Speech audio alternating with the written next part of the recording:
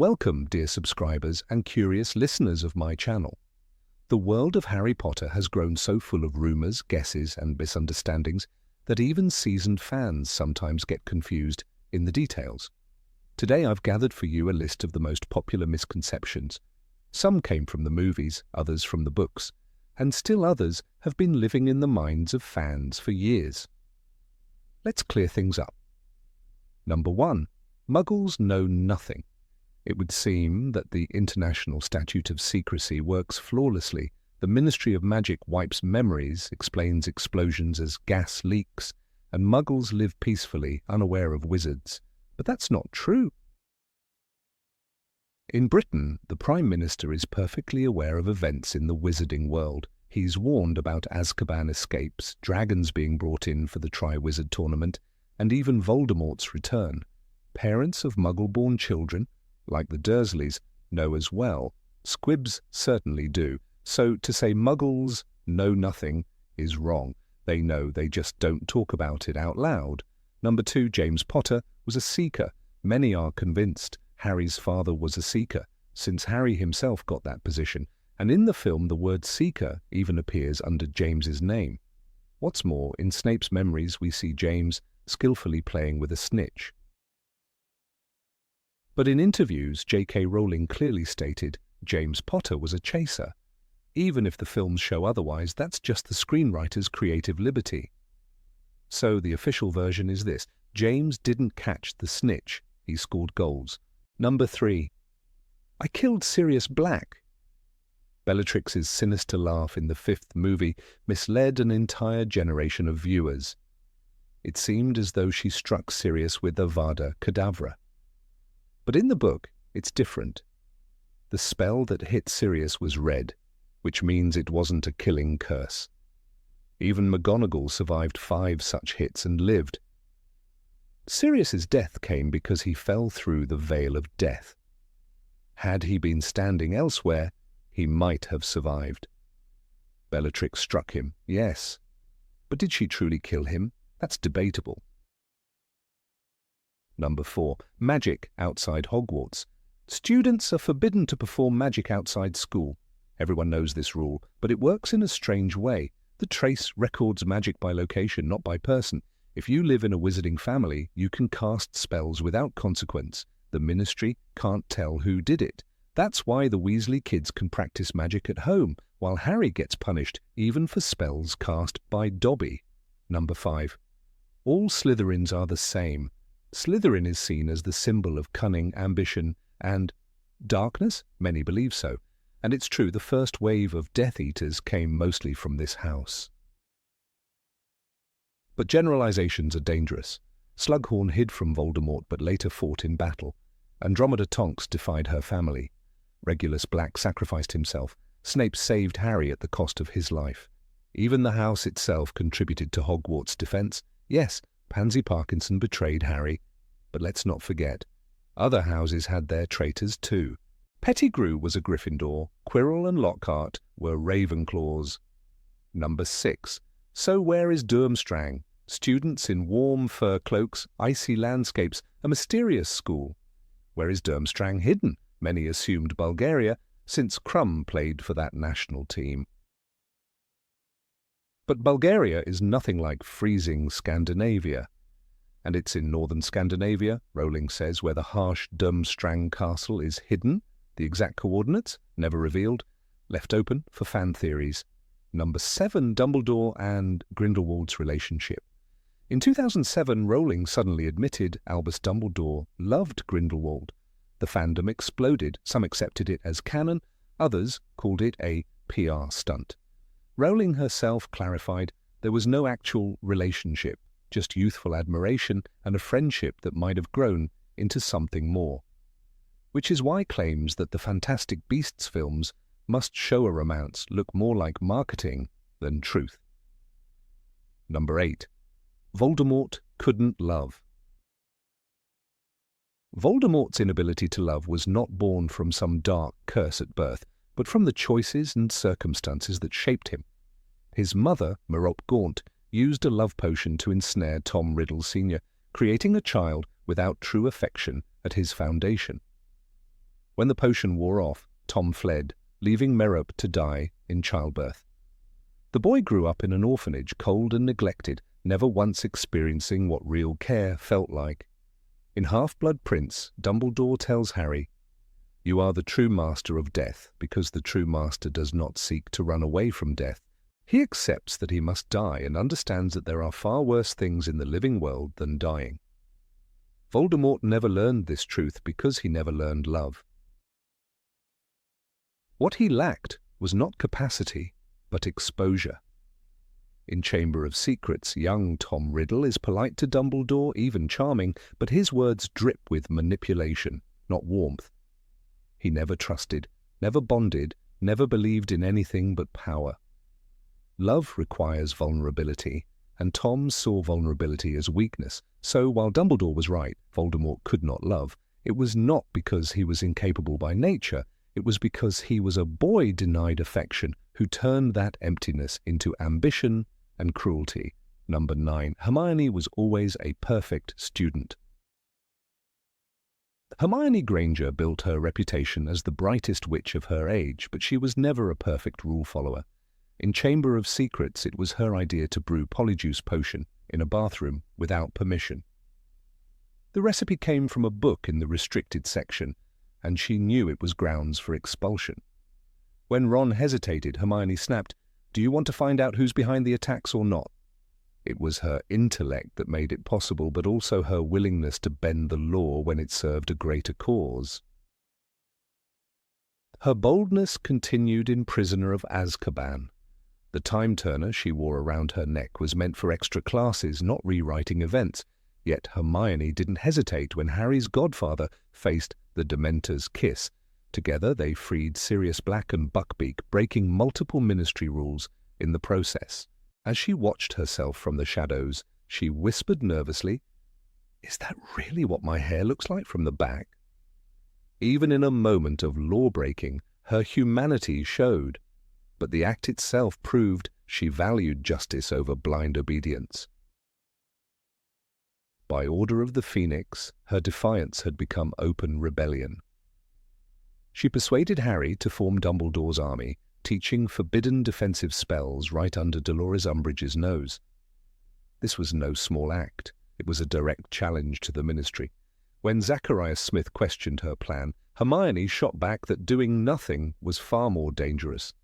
The girl who once scolded Harry and Ron for sneaking around at night had become the mastermind of Hogwarts resistance. Hermione was brilliant, but her brilliance was paired with rebellion. She was not the perfect student. She was the necessary revolutionary. Number 10. Hogwarts is the safest school. Hogwarts carried the image of a grand sanctuary, yet the reality was closer to a battlefield in disguise. In Chamber of Secrets, 11-year-old students wandered into the Forbidden Forest where Aragog and his children lurked. Hagrid called it a bit of a detour, but the forest was crawling with creatures that could kill even trained wizards. For Harry, Ron, and Hermione, danger was as common as homework. The school looked like a castle, but its walls held perils that no other school would dare expose its children to. The deadliest example was the chamber itself. Harry fought a basilisk with nothing but a sword, a phoenix, and his own courage. A 12-year-old boy was left to duel a monster capable of killing with a single glance. Later, in Goblet of Fire, the Triwizard Tournament was held under the promise of safety, yet Cedric Diggory was murdered before his classmates' eyes. Dumbledore's words after Cedric's death still ring. Remember, Cedric. Remember, if the time should come when you have to make a choice.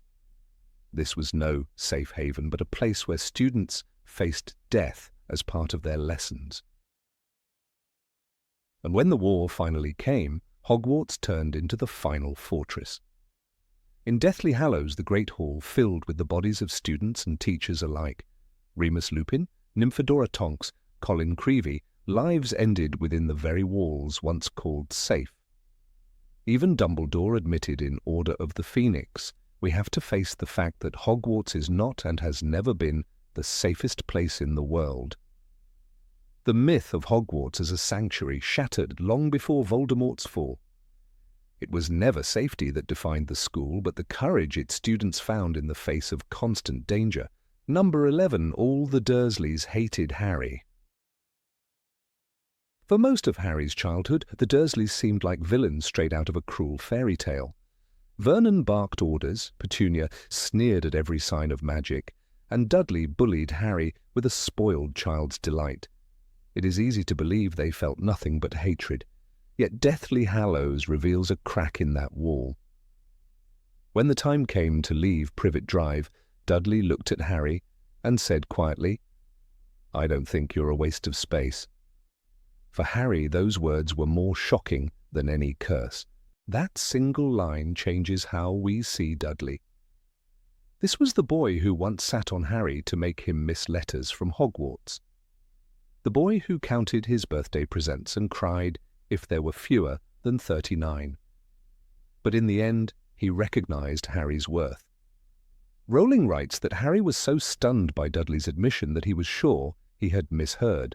It was awkward, halting, but it was genuine. It was the only gift Dudley ever gave him.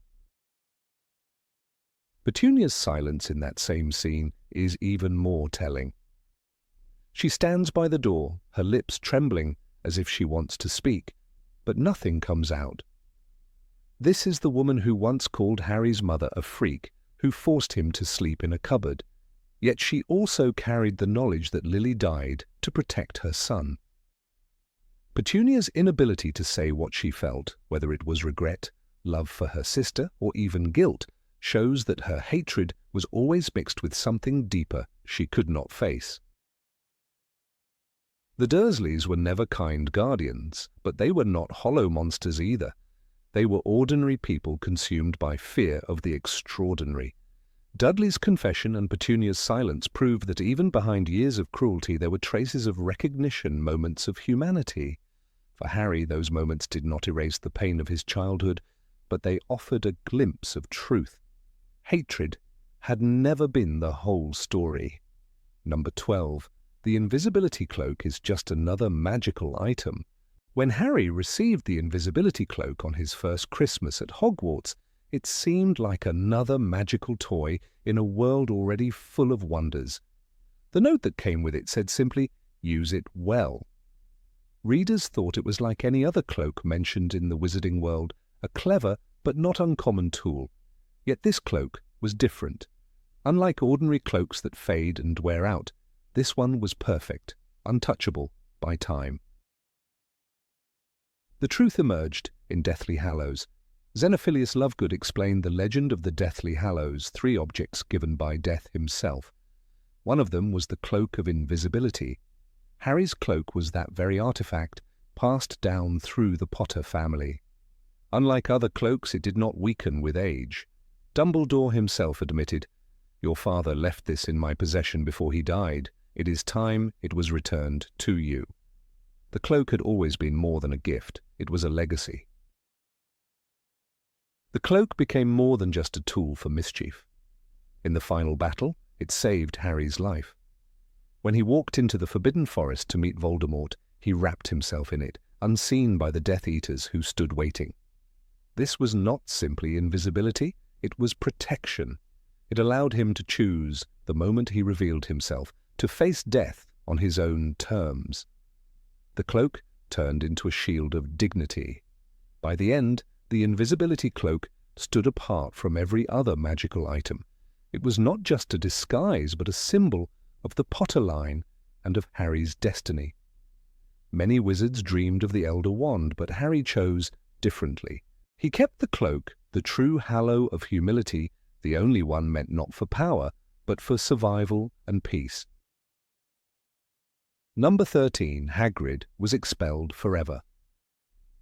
Rubeus Hagrid's story as a Hogwarts student is often misunderstood. Many fans believe he was expelled and cast out forever after being accused of opening the Chamber of Secrets. In truth, his punishment was severe but not absolute. His wand was snapped, his lessons ended, but Albus Dumbledore intervened. Rather than banishing him from the castle, Dumbledore gave him a place and a purpose. Hagrid became the keeper of keys and grounds, and Hogwarts remained his only home. The broken wand is one of the most telling details. Hagrid did not discard it. Instead, he hid the pieces inside his pink umbrella. Time and again, Rowling shows him using it for small spells. In Philosopher's Stone, he famously points it at Dudley and mutters, "Budge up, ye great lump," before giving the boy a curly pig's tail. The scene is played with humour, but it also proves something larger. Hagrid never truly lost his connection to magic. The books themselves avoid the word expulsion as final. In Half-Blood Prince, Argus Filch sneers, "He never finished school, did he?" That phrasing matters. It does not say Hagrid was barred forever, only that his education was cut short. Dumbledore's influence protected him, shielding him from the full consequences that might have followed. Hogwarts did not throw him away. It adapted to keep him within its walls. Hagrid's story is less about disgrace and more about resilience. He was marked by injustice, carrying a punishment he did not deserve, yet he remained loyal to the school and to Dumbledore. He raised dragons, taught care of magical creatures, and stood at Harry's side in every battle. The boy who was once accused of being a monster became the man who embodied Hogwarts' heart. His expulsion was never truly an ending, but the beginning of another path. Number 14, Dumbledore's Phoenix, was immortal.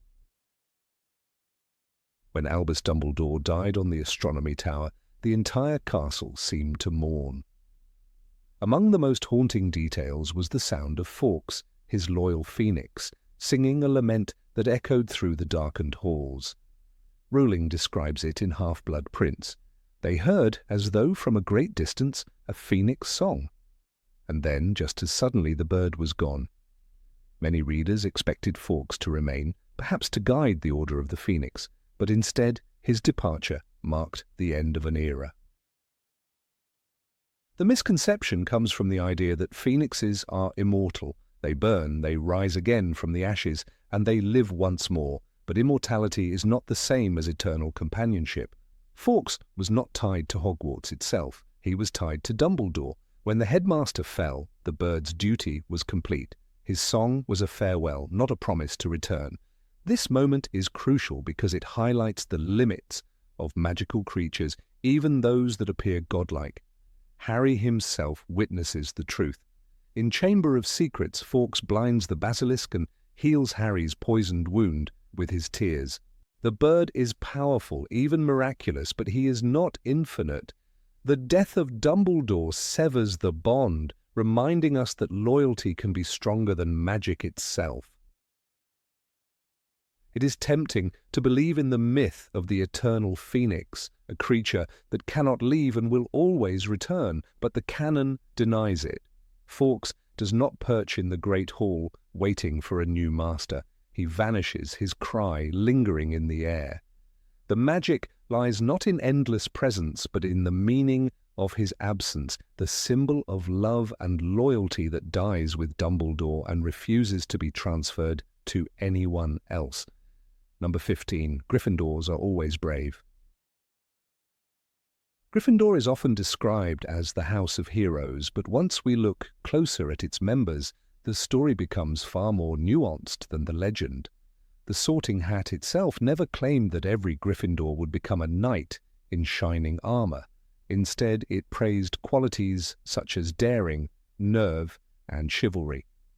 These are not the same as constant bravery. Some students never lived up to those ideals, while others only discovered their courage at the darkest moments. This is where the myth begins to crumble, because courage in the wizarding world is not something guaranteed by a scarlet and gold tie. It is a choice, not a birthright. Take Lavender Brown, for instance. She entered Hogwarts filled with excitement, her head full of divination charts and the allure of Trelawney's dramatic predictions. Lavender's story shows that a Gryffindor could be whimsical, shallow, and insecure. When she became obsessed with her romance with Ron Weasley, her house identity was almost invisible.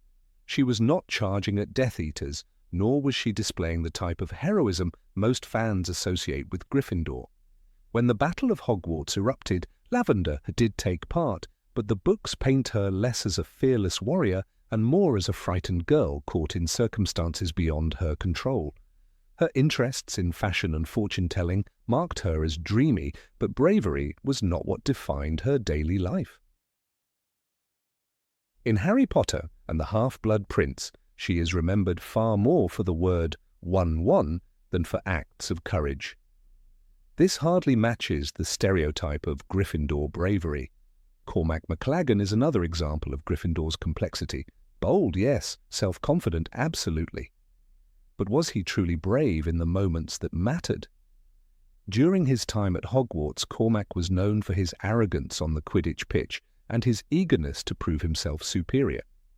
In Harry Potter and the Half-Blood Prince, he even tried to dominate the team during tryouts, convinced that his talent and forceful personality should secure him the keeper's position.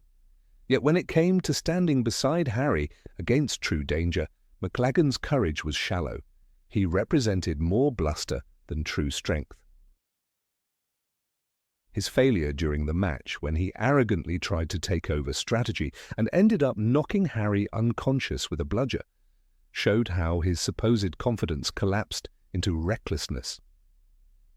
Gryffindor was his house, but genuine bravery seemed distant. Then we have the striking contrast of Neville Longbottom. For years, Neville was seen as the coward of Gryffindor. He forgot passwords, melted cauldrons, and trembled in the presence of Professor Snape. Even the Sorting Hat hesitated, suggesting that perhaps Hufflepuff would be more fitting. Yet Neville's journey is the most powerful reminder that bravery is not a constant state, but a decision made at the most critical time. When he stood up to his friends in the first book, Dumbledore rewarded him with the words, "It takes a great deal of bravery to stand up to our enemies, but just as much to stand up to our friends." Neville's courage was quiet, developing in shadows unnoticed until it was impossible to ignore. By the time of the Battle of Hogwarts, when he drew the sword of Gryffindor from the Sorting Hat and destroyed Nagini, his act of bravery rivaled Harry's own. Neville disproves the myth not by being cowardly, but by showing that Gryffindor bravery often grows where it is least expected. The idea that Gryffindors are naturally fearless heroes falls apart when we remember Peter Pettigrew. He was once a Gryffindor too, sitting beside James Potter, Sirius Black, and Remus Lupin. His story is perhaps the most painful reminder that a house does not guarantee character. In the face of Voldemort's return, Pettigrew chose betrayal over loyalty, sacrificing Harry's parents to save himself. Yet even Pettigrew had a fleeting moment of Gryffindor courage in Harry Potter and the Deathly Hallows, when the silver hand Voldemort had given him turned against him because he hesitated to kill Harry.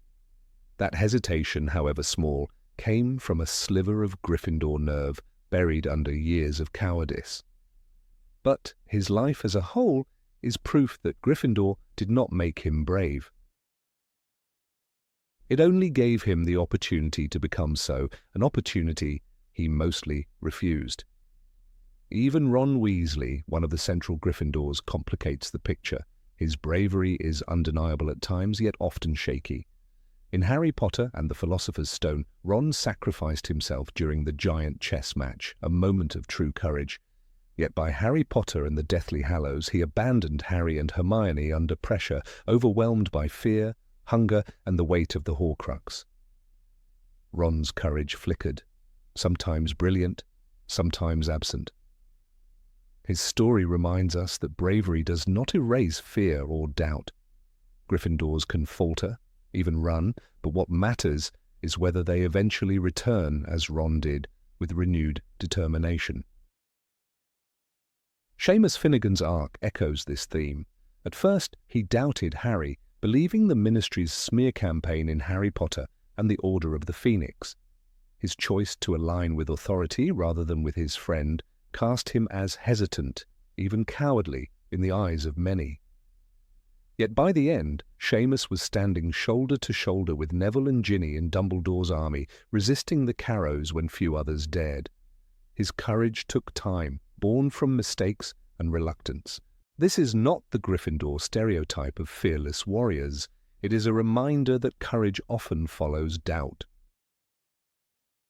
Parvati Patil, like Lavender, leaned toward divination and light-hearted pursuits. She was not the archetype of a warrior, though she stood against Voldemort in the final battle. Her story reflects that Gryffindor is not only for fighters. Courage can exist in small acts, choosing to stay in Hogwarts and resist instead of fleeing. Not every Gryffindor needed to wield a sword or cast a dramatic spell. Sometimes staying in the room of requirement when danger surrounded the castle was enough. Number 16, Harry was the only chosen one. Of all the mysteries surrounding the Harry Potter saga, few are as misunderstood as the question of Harry's so-called chosen one status. Many readers and fans assume that Harry was destined, from birth, to stand against Lord Voldemort. They believe the prophecy bound him in an unbreakable chain of fate and that no other child could possibly have borne the title of the Chosen One. Yet the truth, buried in Dumbledore's careful explanations and the wording of Sybil Trelawney's prophecy, is far more complex. In fact, Harry's path as the prophesied enemy of Voldemort came about not because of divine inevitability, but because of the Dark Lord's own decision, a decision that turned chance into destiny. Prophecy spoken by Trelawney to Dumbledore in the Hog's Head Inn is central to this misunderstanding. The crucial line resounds with cryptic power. The one with the power to vanquish the Dark Lord approaches, born to those who have thrice defied him, born as the 7th month dies. It is a riddle wrapped in time. Those words alone, as Dumbledore later explains to Harry, could apply to two boys, Harry Potter, son of James and Lily, and Neville Longbottom, son of Frank and Alice. Both children were born at the end of July, both were born to parents who had opposed Voldemort 3 times, and both might have fulfilled the conditions of the prophecy. Already this recognition complicates the narrative of a predestined hero. Fate left a window open for choice. The world, however, did not remember this second possibility. Neville, awkward and unassuming for much of his youth, grew up in the shadow of Harry's legend. Yet, in another reality, it could have been Neville who bore the scar, Neville who was whispered about as the chosen one, Neville whose name filled the pages of wizarding history. The deciding factor was not the prophecy itself, but Voldemort's interpretation of it. Believing Harry to be the greater threat, Voldemort targeted the Potters, marking the infant Harry as his equal. In doing so, he fulfilled the prophecy and narrowed its wide doorway into a single passageway. Destiny, in other words, was crafted by Voldemort's hand. The chilling irony of this decision is revealed when Dumbledore tells Harry in Order of the Phoenix, "It was, I think, the fear of the prophecy that caused Lord Voldemort to act as he did. In seeking to kill you, he made you what you are." These words cut to the heart of the matter. Harry did not become the chosen one because a prophecy wrote his name in the stars. He became the chosen one because Voldemort, in his arrogance, tried to preempt the threat he feared most. The Dark Lord chose his enemy. Had Voldemort gone to the Longbottoms instead of the Potters, it would have been Neville who carried the burden of being marked as Voldemort's equal.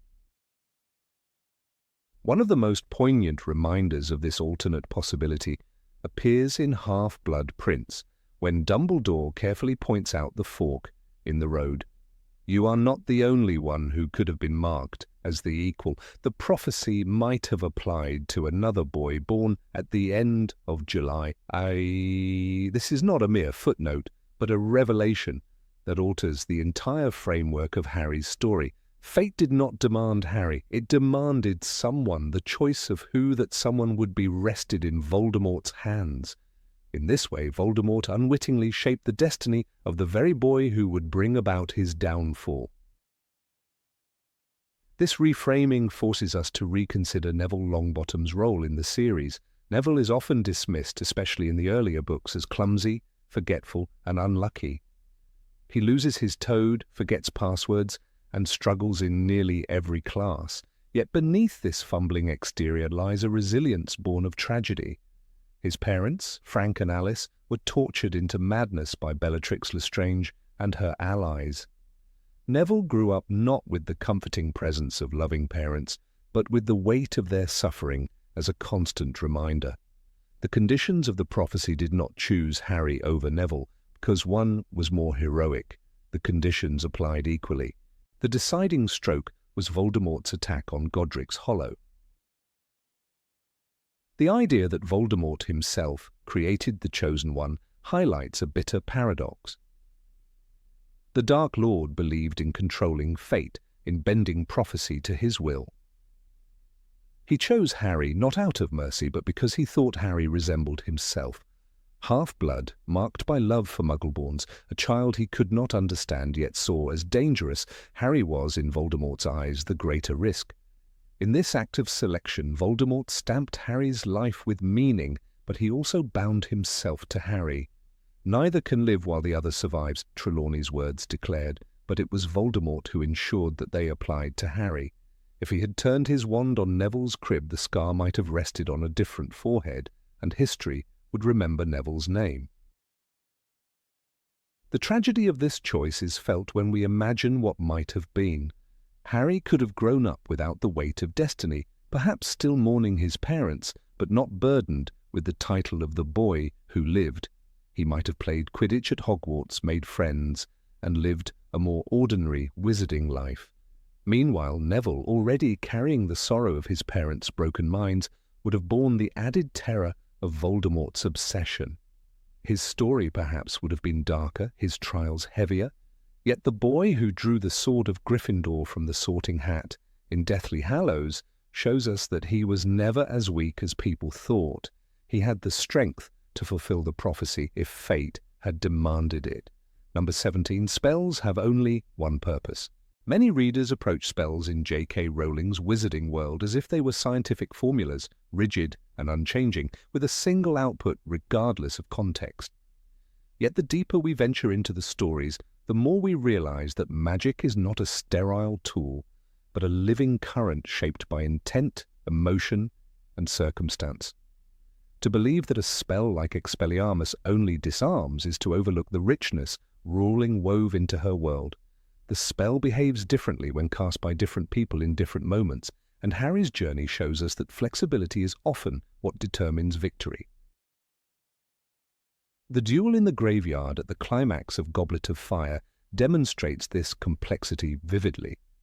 When Voldemort raised his wand, threatening Harry with the Cruciatus Curse, Harry's instinct was to shout Expelliarmus. Many critics sneered, claiming it was a foolish reliance on a simple schoolboy charm. Yet the moment reveals something crucial. Harry was not attempting merely to knock a wand away, but to project a shield of intent. The text describes a blast of light meeting Voldemort's curse, locking them in the eerie priori incantatem.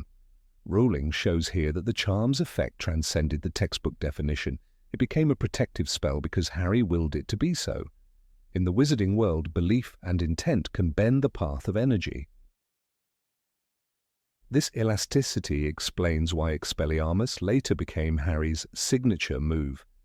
During his encounter with Stan Shunpike in Deathly Hallows, he again resorted to disarming rather than lethal spells.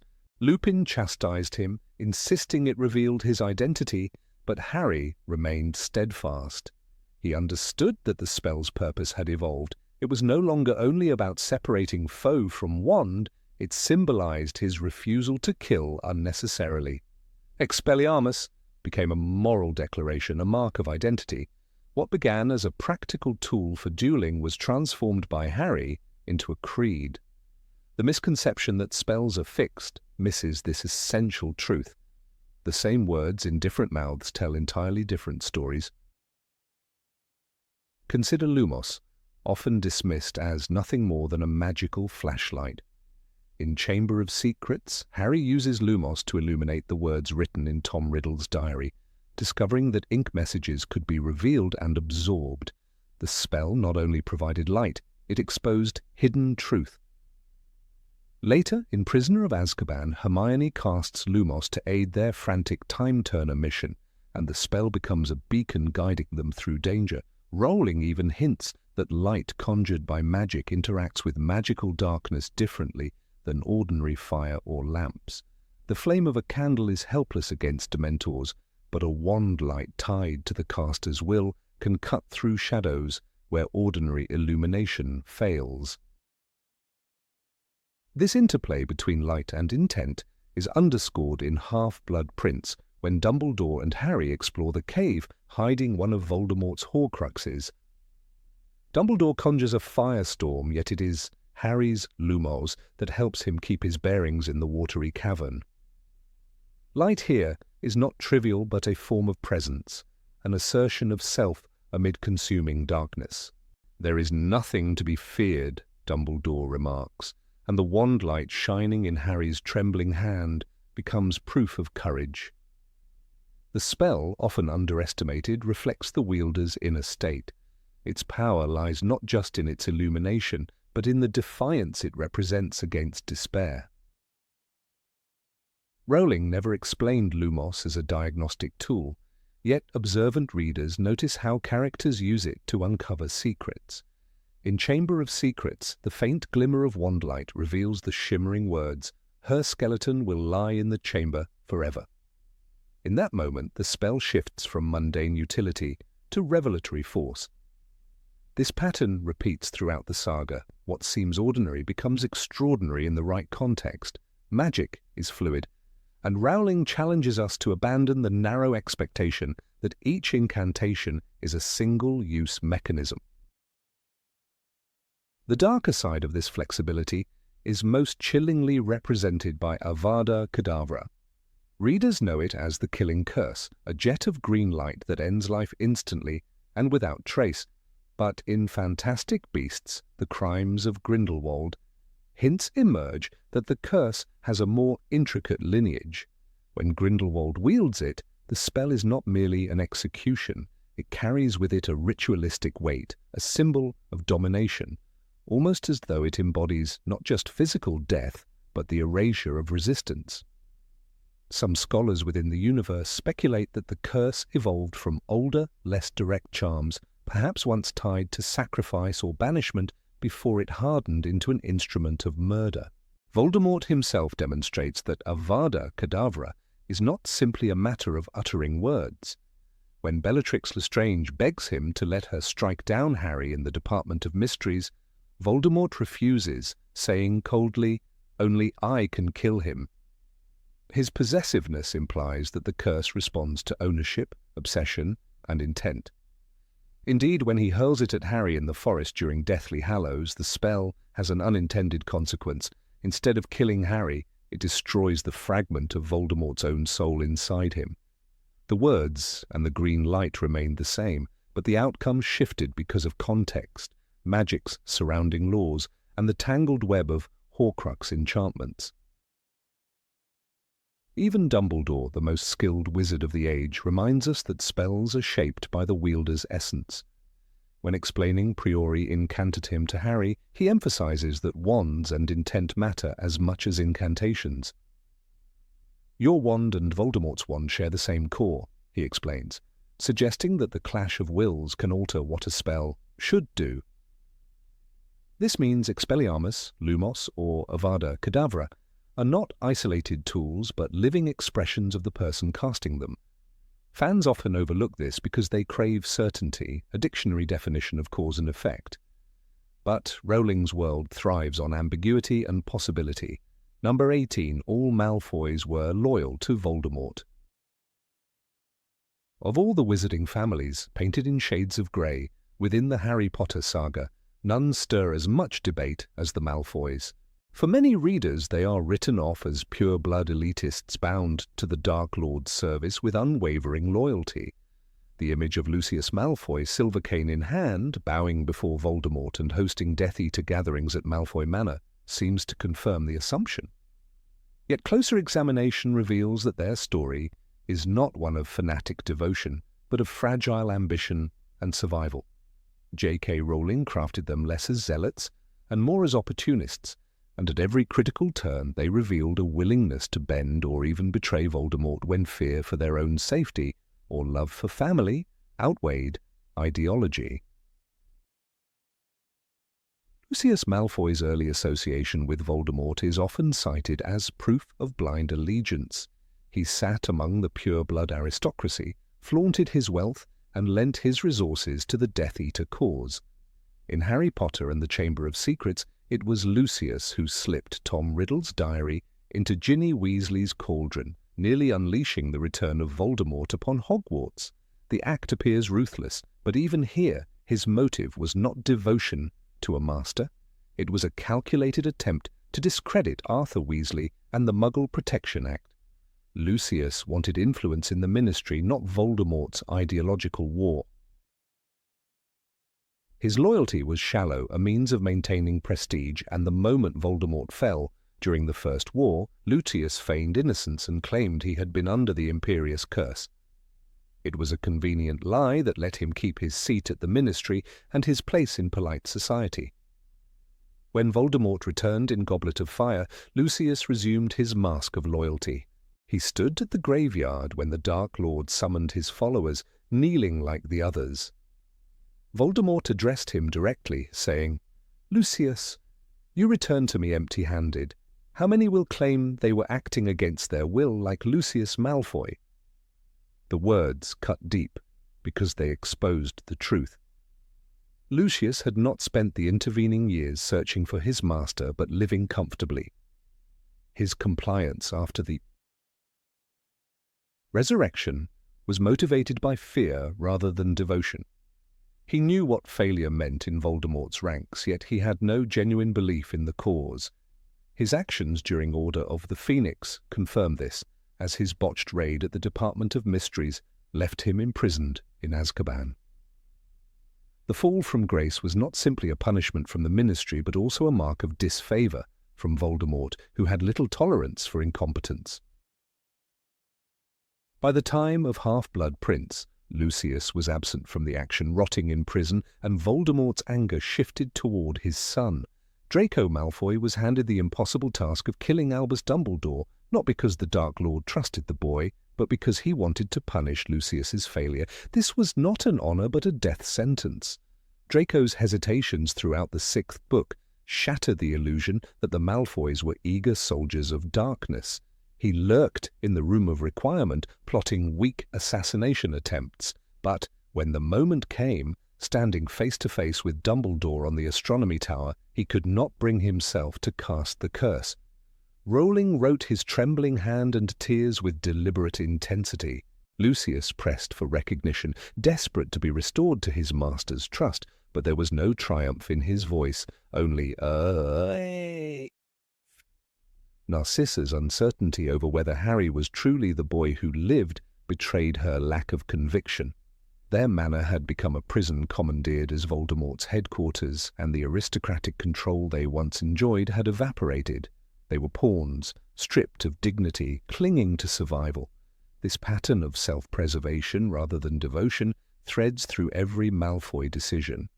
When Voldemort demanded sacrifices, they balked. When punishment loomed, they schemed for safety. Their behavior contrasted starkly with true believers, like Bellatrix Lestrange, whose fanaticism drove her to cruelty and ecstasy in Voldemort's presence.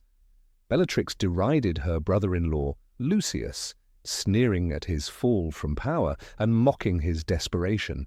In her, readers see what a devoted Death Eater looked like, unwavering, violent, and obsessed. By comparison, the Malfoys appear cowardly, reluctant participants, motivated by fear and reputation rather than belief in pure-blood supremacy. The climax of their arc comes in the Battle of Hogwarts. Unlike Bellatrix, they did not fight to the death for Voldemort. As the war raged, the Malfoys searched frantically for Draco among the chaos. Their withdrawal from the battlefield was not an act of betrayal in words, but a powerful visual rejection of the Dark Lord. Voldemort's army crumbled not only because of Harry's bravery, but also because families like the Malfoys abandoned the fight. Their silence spoke volumes. Their allegiance ended where their family began. Narcissa's lie in the forest, Draco's refusal to kill, and Lucius's growing desperation culminated in their quiet surrender to survival over ideology. It is crucial to understand that their cowardice does not absolve them of guilt. Lucius's earlier actions, such as giving Ginny the diary, nearly cost countless lives. Draco's attempts against Dumbledore, however reluctant, endangered Hogwarts. Narcissa enabled Voldemort by tolerating his presence in their home. Yet Rowling did not write them as one-dimensional villains. Their flaws were rooted in fear, privilege, and pragmatism. They were not crusaders for Voldemort's vision, but aristocrats trying to maintain status in a world growing increasingly hostile to their values. That distinction separates them from the fanatical devotion of others and complicates their role in the story. The misconception that the Malfoys were unwavering supporters of Voldemort is born from the stark imagery Rowling provides: the snake-headed cane, the cold sneer, the darkened manner. These are powerful symbols, yet they mask the fragility underneath. When examined through their actions rather than appearances, a different picture emerges. Lucius was motivated by ambition, Narcissa by maternal instinct, Draco by fear. None of them exhibited the ideological fervor of Death Eaters like the Carrows or Dolohov. Their shifting loyalties reveal a family more invested in survival than conquest. Even Harry himself recognized this nuance. After the war, Rowling revealed in interviews that Draco never became a Death Eater again, and the Malfoy family retreated from politics. They survived the war not because they fought bravely, but because they abandoned the cause at the crucial moment. For Harry, who spared Draco more than once, the recognition of their cowardice was a kind of vindication.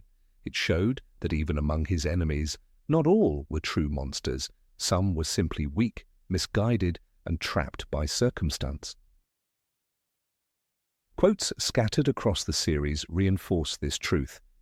Dumbledore's words to Draco, "It is my mercy, and not yours, that matters now," highlight the boy's inability to carry out Voldemort's will.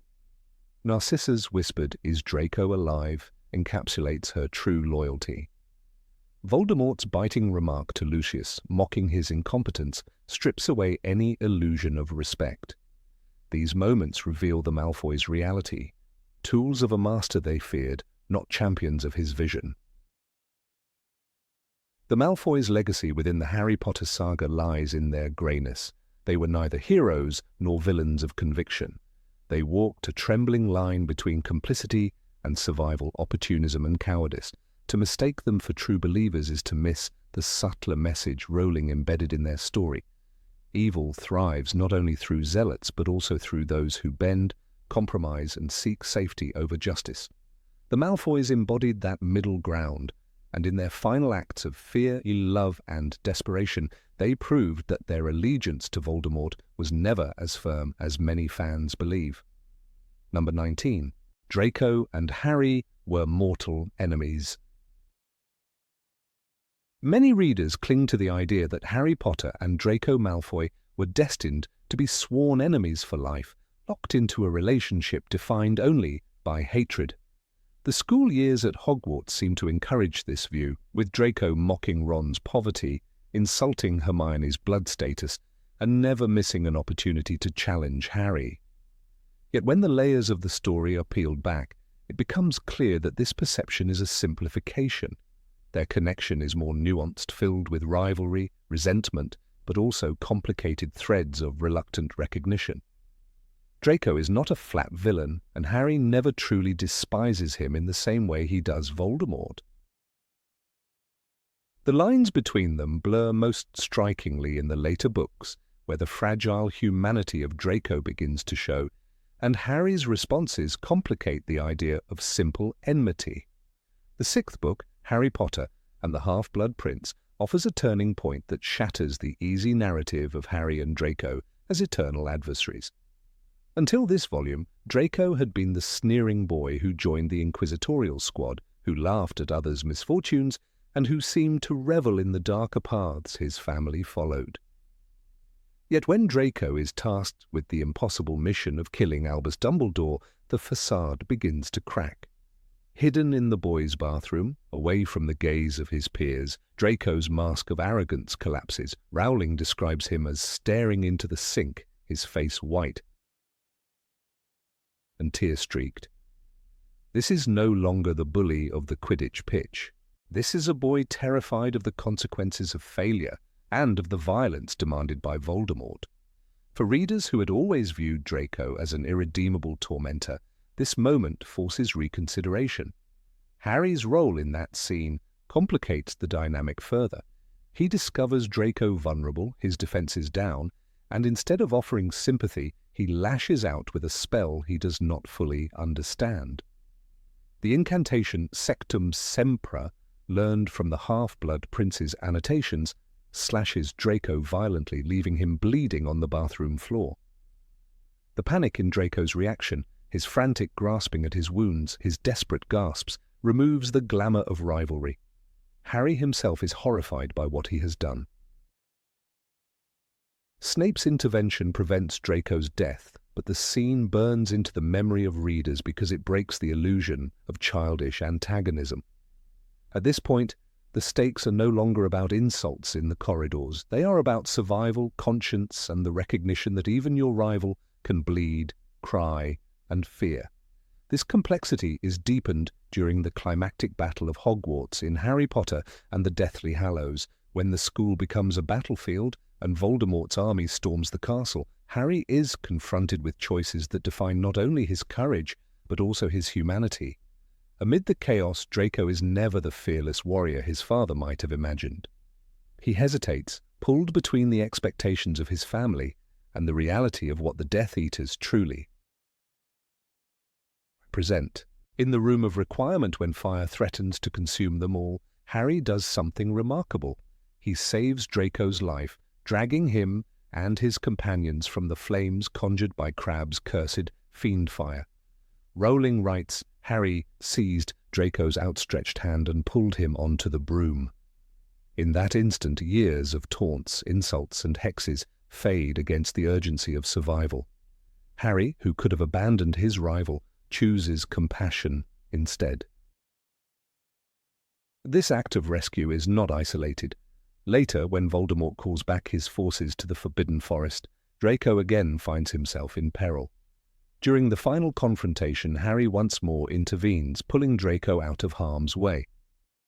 The repeated motif of Harry saving Draco undermines the claim of permanent enmity. If Harry truly viewed Draco as a mortal enemy, he would have left him to the consequences of his choices. Instead, Harry risks his own safety to prevent Draco's death. These choices underscore Harry's nature, but also reveal how Draco was never the same category of foe as Voldemort or even Bellatrix Lestrange. Draco was a rival, a reflection of what Harry could have become under different circumstances. Rowling's narrative even gives subtle acknowledgement of the shared circumstances shaping both boys. Harry, raised unloved and neglected in Privet Drive, could have easily developed the bitterness and entitlement that Draco inherited from his privileged but toxic upbringing. Both are products of their families' legacies, both pressured by expectations beyond their control. Yet, while Harry chooses defiance and empathy, Draco flounders under the burden of his parents' allegiance to Voldemort. In that sense, their rivalry is not just personal, but symbolic. Two boys caught in the war of their elders, each carrying the weight of choices not entirely their own. This recognition is part of what drives Harry to rescue Draco, despite everything. One must also consider the narrative silence of forgiveness. After the war, Harry does not seek revenge on Draco. He does not call for his imprisonment or humiliation, though Draco had once celebrated Harry's failures and supported Umbridge's tyranny. Instead, the epilogue reveals their families coexisting in the same world, sending children to the same school, nodding to one another on the platform at King's Cross. Draco is not portrayed as Harry's friend, but neither is he a sworn enemy. The gesture is restrained acknowledgement that the feud of youth has ended. It is a testament to the idea that their relationship was rivalry, not eternal hatred. Quotes from the series reinforce this interpretation. When Dumbledore confronts Draco atop the astronomy tower, he tells him, "You are not a killer." This statement resonates with the crying boy in the bathroom and with the trembling figure holding his wand toward the headmaster, but unable to cast the fatal spell. Draco is trapped, but he is not Voldemort's mirror image. Harry recognizes this weakness, and it explains his instinct to save him rather than condemn him. The line between enemy and rival collapses in the face of shared humanity. It is a subtle but powerful message woven into the narrative. The misunderstanding of fans who label Draco as Harry's lifelong enemy may also stem from the surface drama of their early years, the sneers on the Hogwarts Express in their first year, the taunts during Quidditch matches, the petty duels in the corridors. All these moments are easy to remember. Yet those conflicts belong to adolescence, to the competitive fire of schoolboys seeking dominance. Rivalries formed in such an environment can feel intense, even consuming, but they do not necessarily extend into a lifetime of hatred. What Rowling shows us is that such rivalries can evolve when tested by life or death circumstances.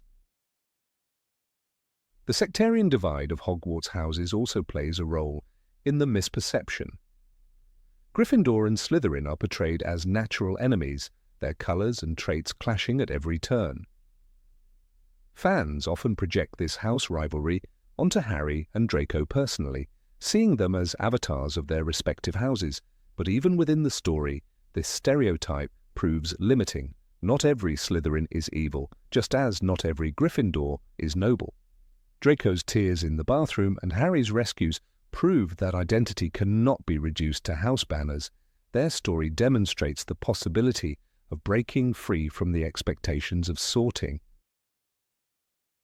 The artistry of Rowling's narrative rests in these contradictions. She creates a character like Draco who is detestable in many ways but also pitiable in his weakness. She positions Harry not only as a hero against Voldemort, but also as a boy confronted with the humanity of those he disliked. Their relationship reveals the complexity of adolescence under the shadow of war. To flatten this into a tale of eternal enmity is to miss the emotional depth that makes their interactions unforgettable. It is this depth that continues to inspire debate among readers.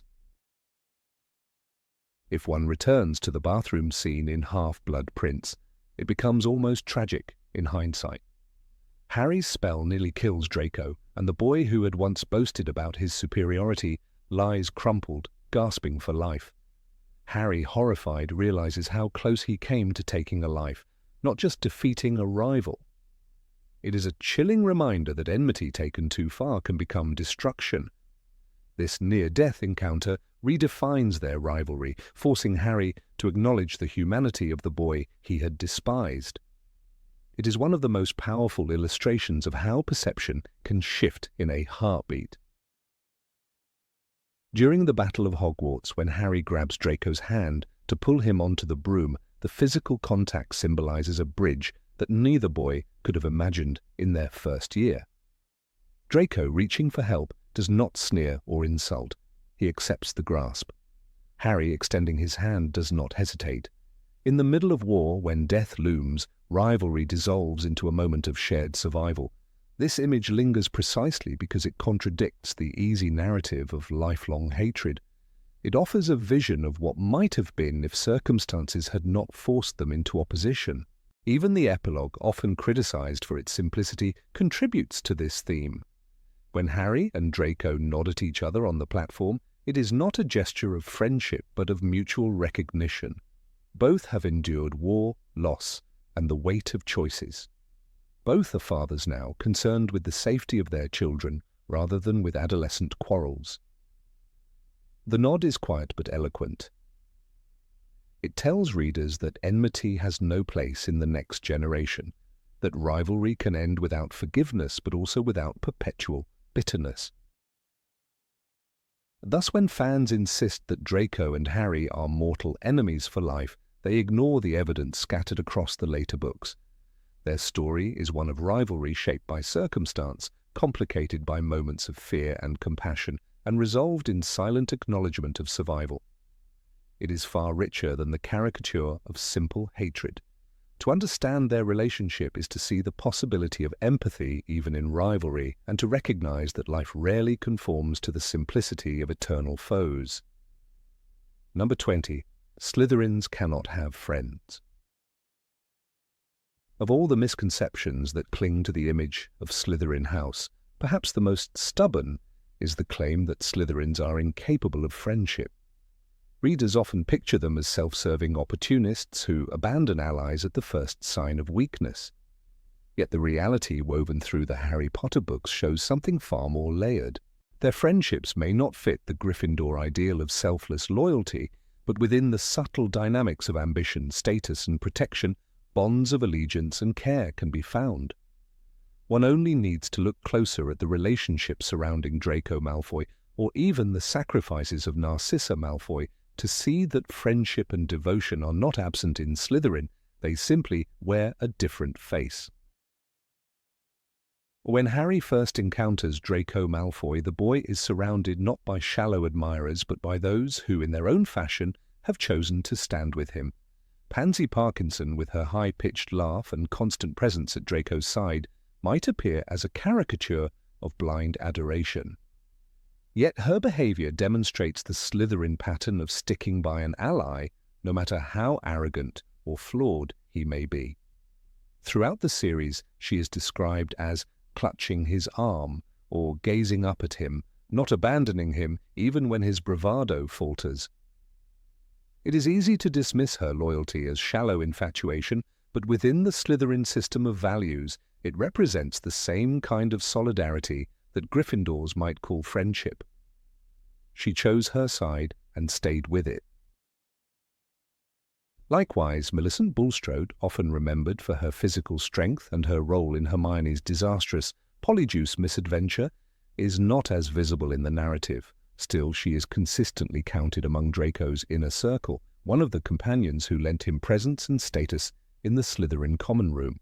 Rowling describes the group of Slytherin students moving together, laughing at others, sharing in schemes, and rallying behind Draco as their leader. It is not coincidence that Millicent was there. In Slytherin, friendship often manifests through collective unity, where loyalty to a leader cements loyalty to the group. The very act of standing together against other houses shows an implicit bond. Blaise Zabini is perhaps the most enigmatic figure in Draco's company, but even he reveals the contours of Slytherin loyalty. Known for his aloofness and infamous mother, Blaise was not the sort of person to attach himself lightly to others. Yet he repeatedly appears alongside Draco, joining his conversations, lending him credibility, and sharing in the shared contempt for Gryffindors. His presence signals that even those who cultivate distance are willing to stand with their housemates when it matters. This is not mere opportunism, it reflects the subtle alliance that defines Slytherin friendship. One does not have to be affectionate to be loyal, one simply has to recognize mutual benefit and respect. The Malfoys themselves embody the strongest example of how friendship and devotion take shape in Slytherin terms. Narcissa Malfoy, elegant and cold to outsiders, displays a form of loyalty that contradicts the stereotype of ruthless selfishness. In Harry Potter and the Half-Blood Prince, she risks defying Voldemort by seeking Severus Snape's help to protect Draco. Her desperate words, "If Draco should fail, will you promise me you will protect him?" reveal that her maternal devotion outweighed fear of the Dark Lord. In that moment, she was not calculating her own survival, she was bargaining for her son's. This is Slytherin friendship at its most powerful, loyalty directed with laser focus toward those one considers family or chosen kin, even at immense risk. Severus Snape himself, though shaped by bitterness, also demonstrates that Slytherins are capable of deep attachment. His lifelong devotion to Lily Evans may not fit neatly into the category of friendship, but it exemplifies the intensity with which Slytherins can cling to bonds. Even when his path diverged into darkness, that connection defined his actions. Always. he confessed, when asked if he still loved her. While love is distinct from friendship, the core principle remains the same. Slytherins, far from being incapable of loyalty, are capable of holding on with unyielding strength. Their devotion simply takes a more private, possessive form than Gryffindor camaraderie. When examining the Slytherins during the darker years of Voldemort's rise, it becomes clear that their friendships were tested under fire. Students in the house were often pressured into aligning with the Death Eaters or their children, yet many still chose to stand with their peers. Pansy Parkinson's infamous suggestion that Harry be handed over to Voldemort during the Battle of Hogwarts is frequently cited as proof of Slytherin treachery. Yet what is overlooked is that Pansy was not acting alone. She was speaking on behalf of fear shared by her entire house. Fear does not negate loyalty, it shapes it. In a world where siding with Voldemort seemed the only path to survival, Slytherins banded together as a group, even if their unity pointed in a darker direction. To understand Slytherin friendship, one must set aside romantic ideals of sacrifice for strangers. Slytherins value bonds built on shared goals, mutual defense, and pragmatic trust. Their friendships are less about dramatic gestures and more about enduring alliances. Draco Malfoy's group stayed with him because he represented power, but power in turn granted them protection. This reciprocal structure created stability, the same way families in political dynasties protect one another. What looks from the outside like shallow convenience is, from within, a form of genuine loyalty. It is telling that even Voldemort, who prided himself on instilling fear rather than affection, understood that Slytherins valued collective identity. He recruited heavily from the house, knowing that shared ambition created fertile ground for loyalty. While his reign ultimately corrupted those bonds, their very existence proves that Slytherins were not atomized individuals. They recognized strength in unity, and unity required trust. Even in the darkest circumstances, they clung to each other. The story of Draco Malfoy during his 6th year provides one of the clearest illustrations of how Slytherin loyalty functions. Tasked with assassinating Dumbledore, Draco grew increasingly isolated, terrified of failure and of Voldemort's wrath. Yet he was not entirely alone. His peers shielded him from questions, gave him space to brood, and did not expose his secrets. Even Pansy's constant presence at his side became a shield, a reminder that he had allies. Their support may not have solved his crisis, but it showed that in moments of despair, Slytherins do not scatter like leaves, they close ranks. Rowling herself hints at the complexity of Slytherin bonds through the character of Horace Slughorn. Though ambitious and selective in his friendships, Slughorn cultivates his famous Slug Club, a network built on connections and mutual benefit. Some might call this manipulation, but it is equally an example of Slytherin-style friendship. By gathering students and maintaining ties with them long after school, Slughorn demonstrates that Slytherins do believe in long-term bonds. The difference is that their friendships are practical rather than idealistic. He values what his friends can achieve, but he also gives back, offering advice, introductions, and even protection. The subtlety of Slytherin friendship is further seen in the relationship between Draco and Crabbe and Goyle. These two boys, often dismissed as mere henchmen, reveal the unspoken loyalty that underpins Draco's dominance. They follow him not just out of fear, but because they have tied their fortunes to his.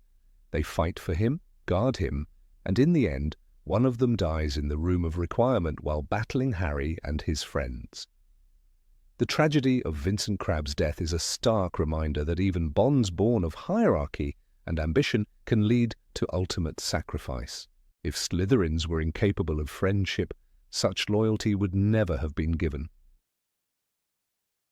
There is also the case of Regulus Black, Sirius's younger brother, whose allegiance to Voldemort gave way to a profound act of devotion to his family and house elf Kreacher. Regulus's secret defiance, replacing the Locket Horcrux with a false copy, was carried out in partnership with Kreacher, whom he treated with trust and care unusual among pure-blood masters. That act cost him his life. His story stands as one of the most moving examples of Slytherin loyalty, where even in the face of near-certain death, he honored his bond. Friendship, in this sense, need not be glamorous. It is proven in what one risks. Ultimately, the friendships of Slytherin House are not absent, but coded differently from those celebrated in Gryffindor or Hufflepuff. They are not forged in daring rescues or sentimental declarations. Instead, they grow in the shadow of ambition, bound by mutual dependence and fierce protection of one's circle. Narcissa's defiance at Malfoy Manor, when she risked lying to Voldemort by claiming Harry was dead, was motivated not by ideology, but by love for her son and loyalty to her family. Her whispered, "Is Draco alive? Is he in the castle?" shows that the essence of Slytherin devotion is not universal brotherhood, but unwavering allegiance to one's own. Far from being incapable of friendship, Slytherins display it in ways that unsettle those who expect heroism or sentimentality. Their friendships may look calculating, but they endure in the crucible of fear and ambition. They may not sacrifice for strangers, but for those they call their own, they can give everything, even life itself. In the end, to understand Slytherin friendship is to understand that loyalty is not less powerful because it is selective. It is, in its own way, unbreakable. Number 21. Magical objects are all-powerful. Of all the magical inventions scattered across the pages of J.K. Rowling's books, the Time Turner may be the most tempting for fans who imagine that such an object could solve nearly every problem faced by witches and wizards. The small golden hourglass on a delicate chain seems to whisper promises of second chances and endless opportunities. When Professor McGonagall entrusted it to Hermione Granger in Harry Potter and the Prisoner of Azkaban, readers immediately recognized the incredible potential. Yet Rowling was careful to show that the Time Turner was never designed as a weapon of victory or a means to cheat death, but rather as a limited tool. Hermione used it to attend multiple classes, slipping in and out of time unnoticed. The restrictions placed on her were strict, and McGonagall warned of the dangers. Awful things happen to wizards who meddle with time. This caution foreshadowed the pivotal night when Harry and Hermione attempted to save Sirius Black and Buckbeak. Even then, their actions nearly exposed them, and the margin between success and catastrophic collapse was razor-thin. The Time Turner illustrates that meddling with time is perilous, full of paradoxes, and never meant to erase the ultimate hardships of life. The consequences of ignoring those limitations become even clearer when viewed through the lens of tragedy. Harry Potter himself expressed wonder and frustration at the device's restrictions. Could he not go back to the night his parents were killed? Could someone not prevent Cedric Diggory's death? But these questions point directly to the reason for its restraint. If time travel could truly undo death, the entire structure of Rowling's world would collapse into contradiction. The Time Turner is powerful, but it does not place destiny entirely into the hands of its wielder. Even the Ministry of Magic recognized its danger, locking them away in the Department of Mysteries. Their destruction during the battle at the Ministry in Order of the Phoenix served as narrative closure, an ultimate reminder that no wizard, not even Dumbledore, could play endlessly with the flow of time. If the Time Turner embodies the temptation of controlling time, the Elder Wand symbolizes the illusion of absolute power. Known in legend as the Unbeatable Wand, its fame echoed through centuries. In the Tales of Beedle the Bard, the story of the Peverell brothers, transformed the wand into a myth. When Harry first learned of its existence in Deathly Hallows, he realized that Lord Voldemort's obsessive hunt for it was already underway. Voldemort believed that wielding the Elder Wand would make him invincible, declaring, "I have performed magic that Dumbledore himself never dreamed of." Yet the irony was sharp. Dumbledore had once possessed the wand and never relied on it for domination. Its loyalty could not be forced by theft or intimidation, only transferred through allegiance. In Voldemort's hands, its power faltered because it had never truly recognized him as master. The climactic duel in the Great Hall exposed this fatal flaw. The wand turned against him, answering to Harry instead, who had disarmed Draco Malfoy months earlier. The Elder Wand's legend was not a promise of godlike might, but a warning that power detached from wisdom is hollow. The story of the Elder Wand also challenges the fan belief that magical artifacts can override character and choice. Throughout the books, wands choose their wizards, and their effectiveness depends on compatibility, intent, and skill. Dumbledore once explained to Harry that the wand can never belong to you unless it wins your allegiance. Voldemort's obsession blinded him to this truth. He thought possession equaled mastery, failing to see that the wand resisted him. Even at its most impressive, the Elder Wand did not save its wielder from arrogance and error. It did not resurrect his humanity, nor did it grant him the wisdom to foresee betrayal. What truly defeated Voldemort was not a spell inscribed into the wood of the wand, but the choices Harry made: compassion, sacrifice, and a refusal to mirror the Dark Lord's cruelty. A more subtle example of an artifact's limitation emerges in the Marauder's Map. Gifted to Harry by Fred and George Weasley, the parchment revealed a moving blueprint of Hogwarts, complete with every corridor and the tiny labelled footprints of its inhabitants. "I solemnly swear that I am up to no good," Harry would whisper, and the ink would bloom across the page. For a boy constantly navigating secrets, the map seemed like a divine gift. Yet even this ingenious creation proved imperfect. The most striking flaw was its inability to truly expose Peter Pettigrew's deception. For years, Pettigrew had lived as Ron Weasley's pet rat, Scabbers, right under the noses of students and professors. The map recorded his presence. Harry once saw the name Peter Pettigrew moving beside Ron's footsteps, but the truth of that identity went unrecognized. Neither Harry nor Remus Lupin fully grasped the map's implications until much later. The artifact gave information, but it could not interpret it. Like any tool, it depended on the user's perception and understanding. Even beyond Pettigrew, the Marauder's Map held gaps.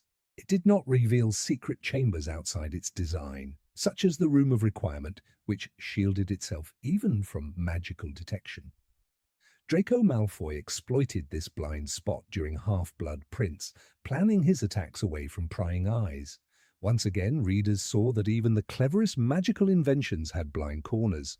The map's brilliance did not remove the necessity for vigilance, courage, or discernment. Harry relied on it constantly, but it could never replace judgment or eliminate risk. When these artifacts are viewed together, they form a consistent theme in Rowling's universe. Magic can assist, illuminate, and tempt, but it does not guarantee salvation. Consider the Invisibility Cloak, another of the Deathly Hallows. While it protected Harry countless times, from sneaking into Hogsmeade to escaping Death Eaters, it never made him untouchable. Filch nearly caught him, Dementors sensed his presence, and enemies often lurked closer than he realized. Even with the cloak's perfection, Harry still needed courage and cleverness. The artifact extended his reach, but it did not rewrite his vulnerability. This design is not accidental. Rowling crafted a world where moral growth, not magical shortcuts, determines victory. Hermione could not use the Time Turner to prevent every tragedy, because grief is an essential part of life. Harry could not wield the Elder Wand to crush evil, because moral strength matters more than raw power. The Marauder's Map could not unveil every secret, because discovery requires persistence and interpretation. These objects enrich the narrative, but they never replace the need for human choice. Readers who believe that artifacts are omnipotent overlook the deeper philosophy woven through the saga. The restrictions on magical artifacts also highlight the fragility of wizards themselves. In Goblet of Fire, the Triwizard Cup was transformed into a portkey, drawing Harry and Cedric Diggory to Voldemort's rebirth. Here, an ordinary object infused with magic became the instrument of disaster. The cup transported them across space, but it could not protect them from the horror that awaited. Cedric died within minutes of arrival. Magic can alter the rules of distance and time, yet it cannot shield its bearers from cruelty or mortality. Artifacts channel power, but the universe Rowling created maintains consequences that no spell or trinket can erase.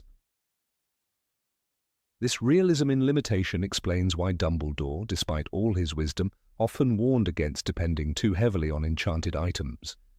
He once told Harry, "It is our choices, Harry, that show what we truly are, far more than our abilities."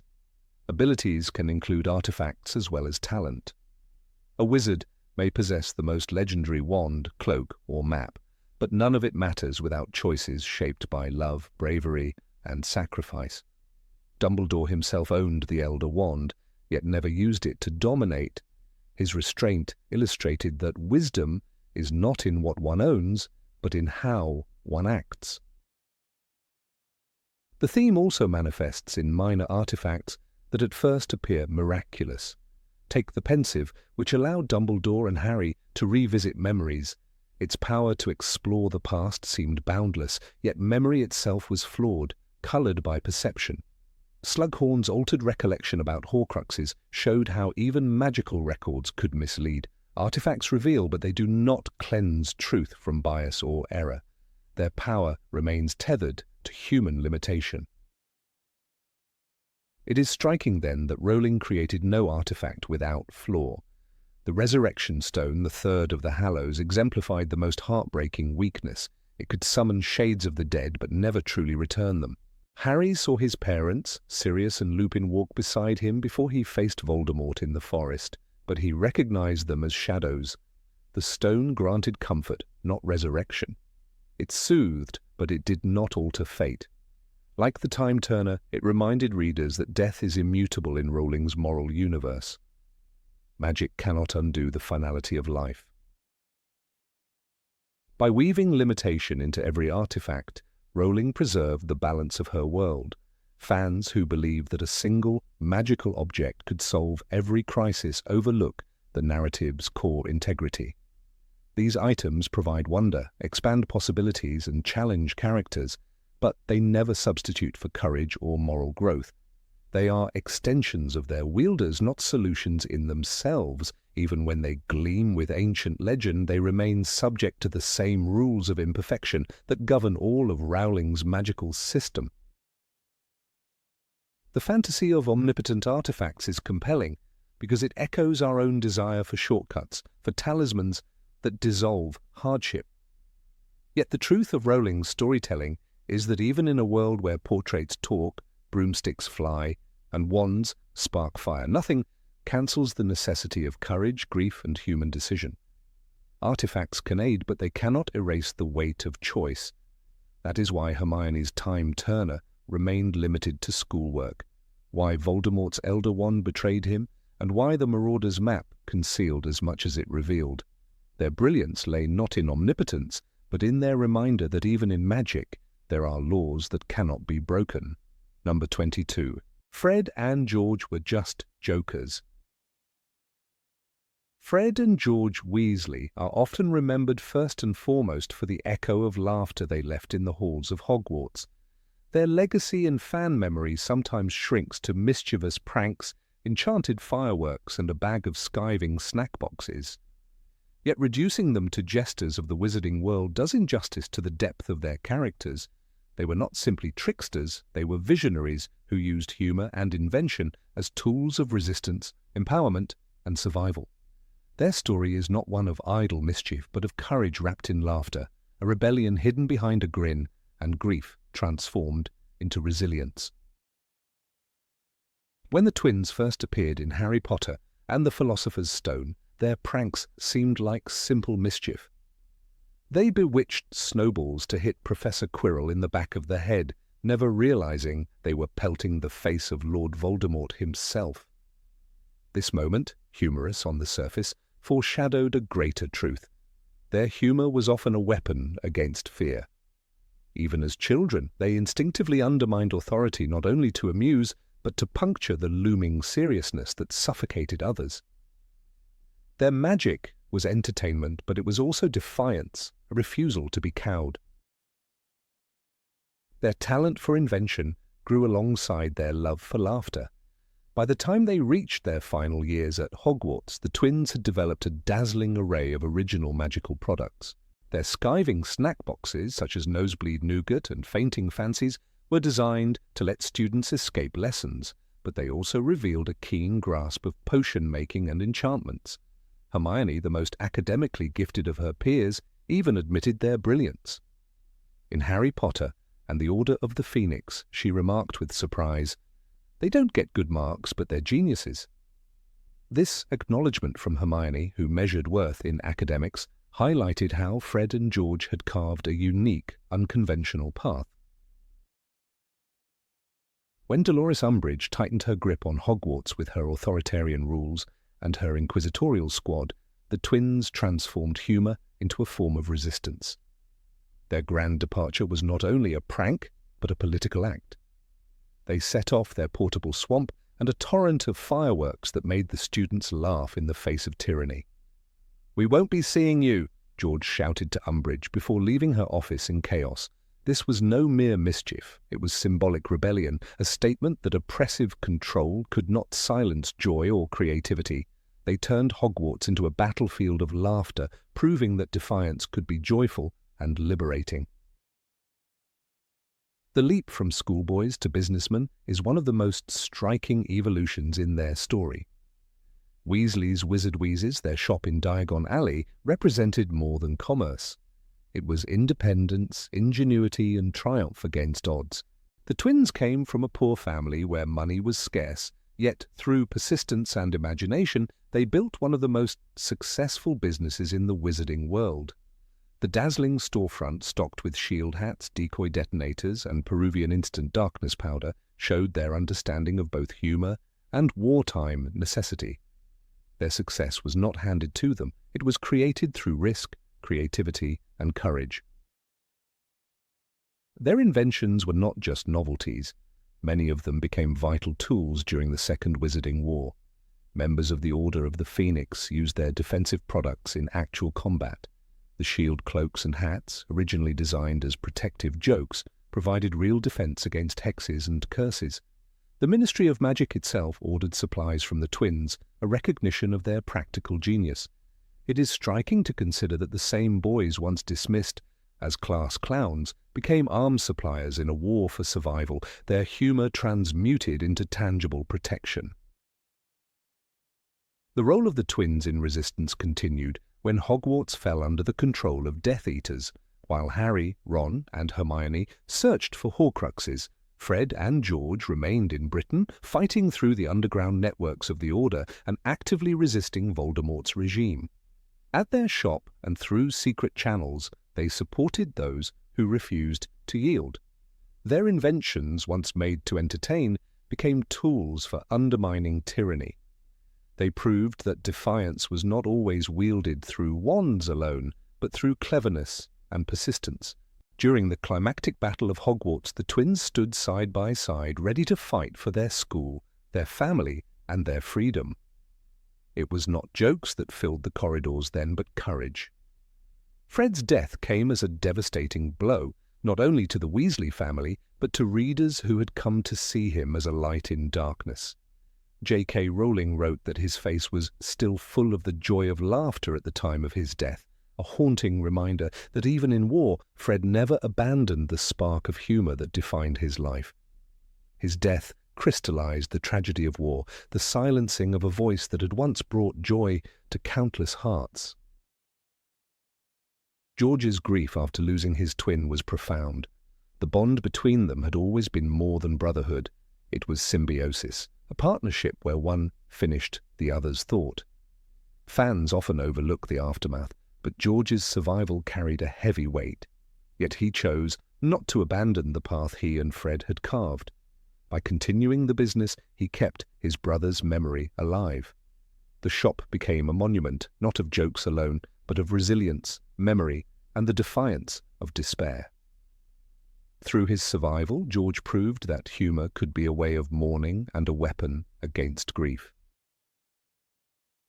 Twins' humor also played a crucial role in sustaining others.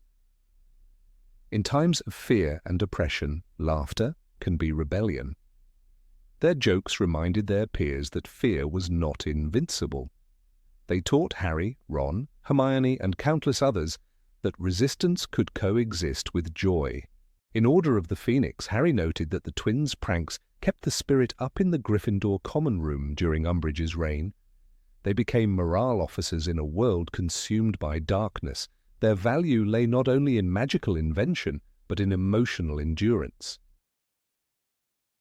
It is worth remembering that their courage was not born from ignorance of danger. They faced the same risks as anyone else, yet chose laughter as their shield.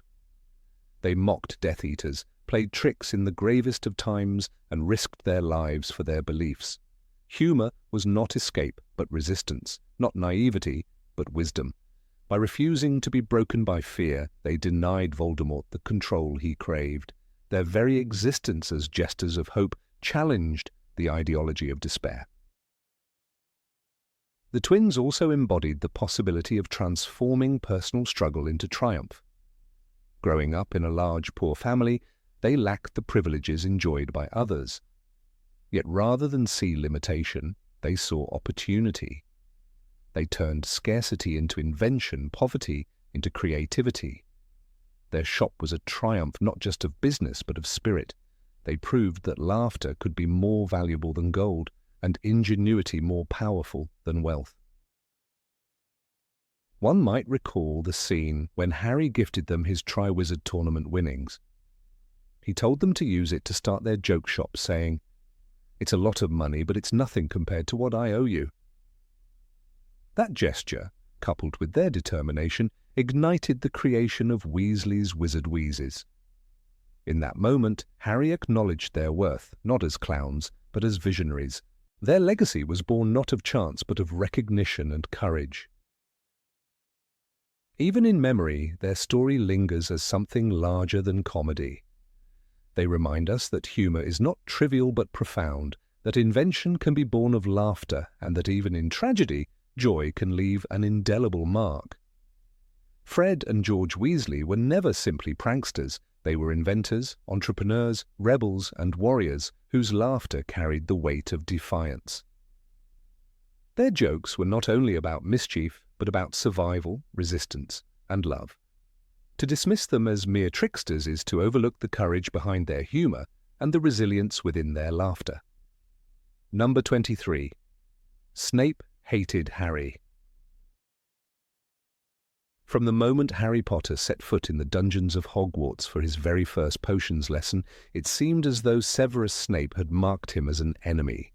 The sharpness of his tone, the coldness of his gaze, and the unfair questions designed to humiliate the boy all created the impression of pure hatred. Harry himself believed that his professor despised him without reason, a belief only reinforced when Snape deducted points for trivial matters or sneered at his every attempt to learn. Yet this perception, though understandable from the point of view of an 11-year-old, concealed a far more complicated truth. Snape's disdain was not born from who Harry was, but from who Harry reminded him of.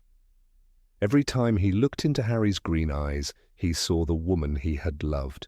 Every time he saw the untidy black hair and careless arrogance of the boy, he saw James Potter, the tormentor of his youth. The conflict inside Snape made his behavior appear like hatred, but it was not directed at Harry the child. It was a war against ghosts of the past. Snape's animosity toward James Potter was no secret to those who knew the history of the Marauders. At Hogwarts in the 1970s, James and Sirius Black delighted in humiliating Snape, mocking his appearance, his interests, and his very existence. Harry would later witness this firsthand in the Pensieve, watching as his father dangled the young Severus upside down with a flick of his wand, exposing him to the laughter of the entire schoolyard. The memory burned with humiliation, and Harry, horrified, admitted that James had looked just like Malfoy. It was this unhealed wound that festered in Snape for decades. When Harry appeared at school, the living image of James with Lily's eyes, the professor's emotions collided violently. Bitterness for James and a tormented longing for Lily. The combination produced a mask of hostility, but beneath that mask, Snape remained bound to a promise stronger than hatred. That promise was born on the night Lily Evans died.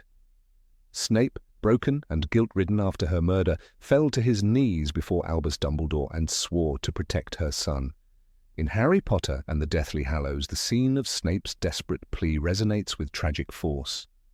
You have kept him alive so that he can die at the proper moment. You have been raising him like a pig for slaughter. Yet, even as Snape expressed rage at Dumbledore's manipulation, he fulfilled his vow. Protecting Harry was not a choice he relished. It was a duty chained to his grief and love for Lily. The hatred Harry thought he felt in the classroom was, in reality, the external crust of a man who could not reconcile his love and his losses. For every insult he spat, there was an act of hidden guardianship that Harry never knew until much later. The Quidditch match in Harry's first year stands as one of the earliest examples of Snape's secret protection. When Harry's broom went violently out of control, most believed it was Professor Quirrell attempting a jinx. Hermione, Ron, and Neville thought Snape was the culprit because they saw him muttering under his breath, staring intently at Harry. In truth, Snape was counter-cursing, trying to keep the broom steady. The moment Hermione accidentally knocked him over, the spell broke, and Harry managed to regain control. To the young Gryffindors, this was proof of Snape's malice. In reality, it was the clearest sign that he was already protecting the boy, though in silence and secrecy. The contradiction between appearance and reality became the essence of Snape's role in Harry's life. Another telling moment arrived in Harry's second year, when he was struck by Draco Malfoy's Serpensortius spell during the dueling club. As the snake slithered menacingly toward Justin Finch Fletchley, Snape stepped forward instantly, vanishing it with a sharp Vipera Evanesca. While Lockhart had flailed uselessly, Snape's quick response prevented disaster. For Harry, who had just revealed his ability to speak Parseltongue, the moment spiraled into suspicion and fear from his classmates. Yet the silent protection was still there. Snape acted not because he wanted glory, but because the promise to Lily demanded that no harm come to her son, even if that son misread the gesture as another display of scorn. Potions' lessons themselves, though laced with sarcasm and cruelty, held another layer of hidden care. Snape's obsession with precision, his insistence on Harry doing things by the book, often seemed like sadism. But later, when Harry received the Half-Blood Prince's annotated textbook, the truth became clearer. The corrections, improvements, and secret tips, written in Snape's own hand, turned Harry into a master brewer overnight. This paradox illustrated the professor's duality. He mocked Harry publicly, but simultaneously gave him, albeit unknowingly, the tools to excel. In the Half-Blood Prince, Harry marveled at how effortless the instructions seemed, not realizing that they were the legacy of the man who appeared to hate him most.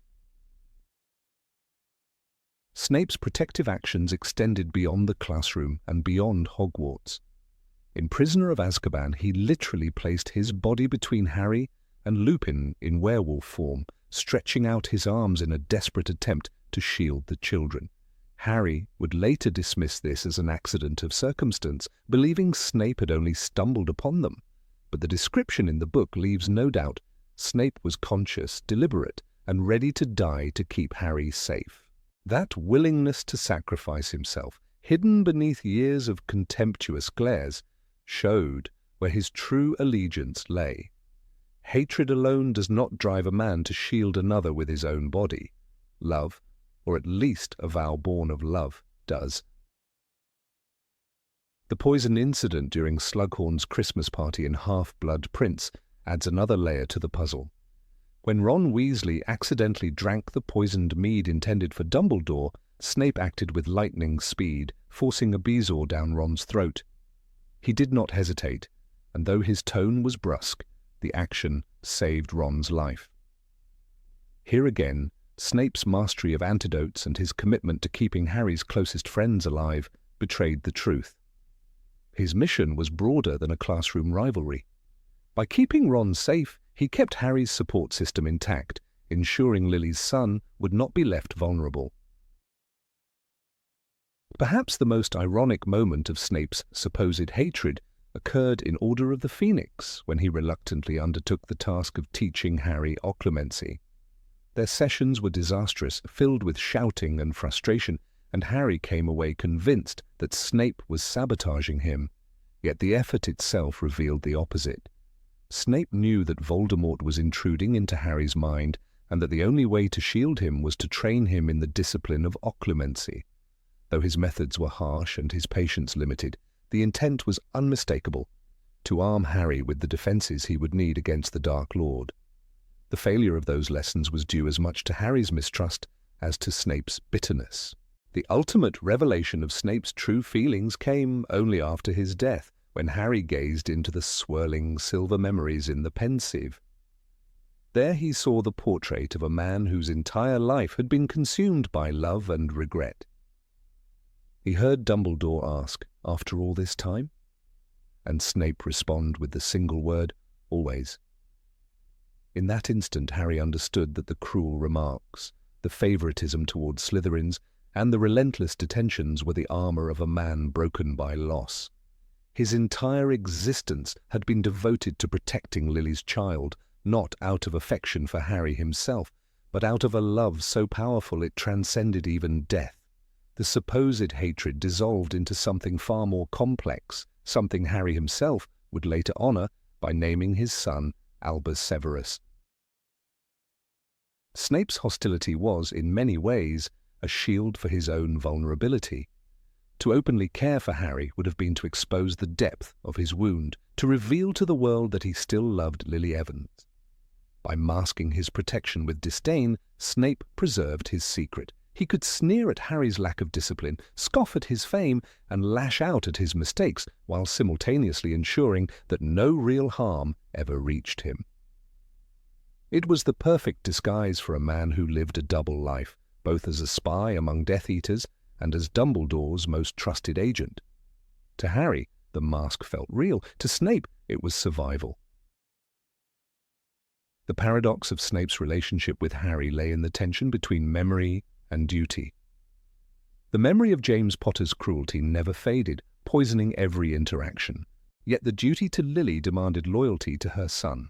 This duality explains why Snape's words could cut like knives, while his actions often saved lives. In literature, few characters embody such contradictions so vividly. The reader feels Harry's pain at being singled out unfairly, yet later learns to reinterpret every harsh word in the light of the final truth. What looked like hatred was in fact grief weaponized into sarcasm, regret disguised as cruelty. Even Dumbledore himself recognized the complexity of Snape's emotions. When he entrusted Harry's protection to Snape, he did so knowing that the man's bitterness toward James might cloud his judgment. Yet he also knew that Snape's devotion to Lily was stronger than any old rivalry. In the Deathly Hallows, the headmaster tells Snape that his soul remains whole because of his capacity for love, however twisted by pain it might appear. This recognition reframes every moment in the series. The insults, the punishments, the favoritism, and the secret heroism all originate from a single, devastating loss. By the time Harry returned to the Forbidden Forest to face Voldemort, he carried within him the truth of Snape's sacrifice. The man he had once thought his enemy had, in reality, been his most faithful guardian. "Look at me," were Snape's final words, a desperate plea to see Lily's eyes one last time. For Harry, that moment shattered the illusion of hatred forever. Snape's life had been one long act of love, hidden beneath layers of cruelty. The boy who lived survived not despite Snape's disdain, but because of his unwavering loyalty. The misconception of hatred is natural, but the truth is far richer. Severus Snape did not hate Harry Potter. He bore the unbearable weight of loving Lily too much to let her son fall. Number 24. The Heroes Never Killed. In the shadowy corners of the Harry Potter saga where the lines between good and evil blur, One of the most persistent beliefs among fans is that Harry and his friends never killed. This perception paints them as paragons of virtue, defenders who only disarmed, stunned, or incapacitated their enemies. Yet a closer inspection of the text reveals a darker truth. Intentions may have been noble, but actions carried consequences that often led directly to death. The myth of pure innocence collapses when the stories are read without nostalgia, forcing us to confront the uncomfortable reality that the heroes did, in fact, cause deaths, even if indirectly. Consider Sirius Black in Harry Potter and the Order of the Phoenix. In the chaos of the battle within the Department of Mysteries, Sirius faced his enemies with a ferocity born from years of imprisonment and bitterness. When dueling Death Eaters, he did not merely stun. Rowling writes, Sirius was fighting 2 Death Eaters at once. He gave a loud laugh as a spell missed him, and he sent one of them toppling backward into the veil. That veil, the mysterious arch in the Death Chamber, was no ordinary backdrop. It was a one-way passage to death itself. Sirius in that moment did not simply disarm an opponent, he ensured their permanent disappearance from the world of the living. His laugh, though filled with reckless defiance, underscored a truth. In war, victory was not always clean.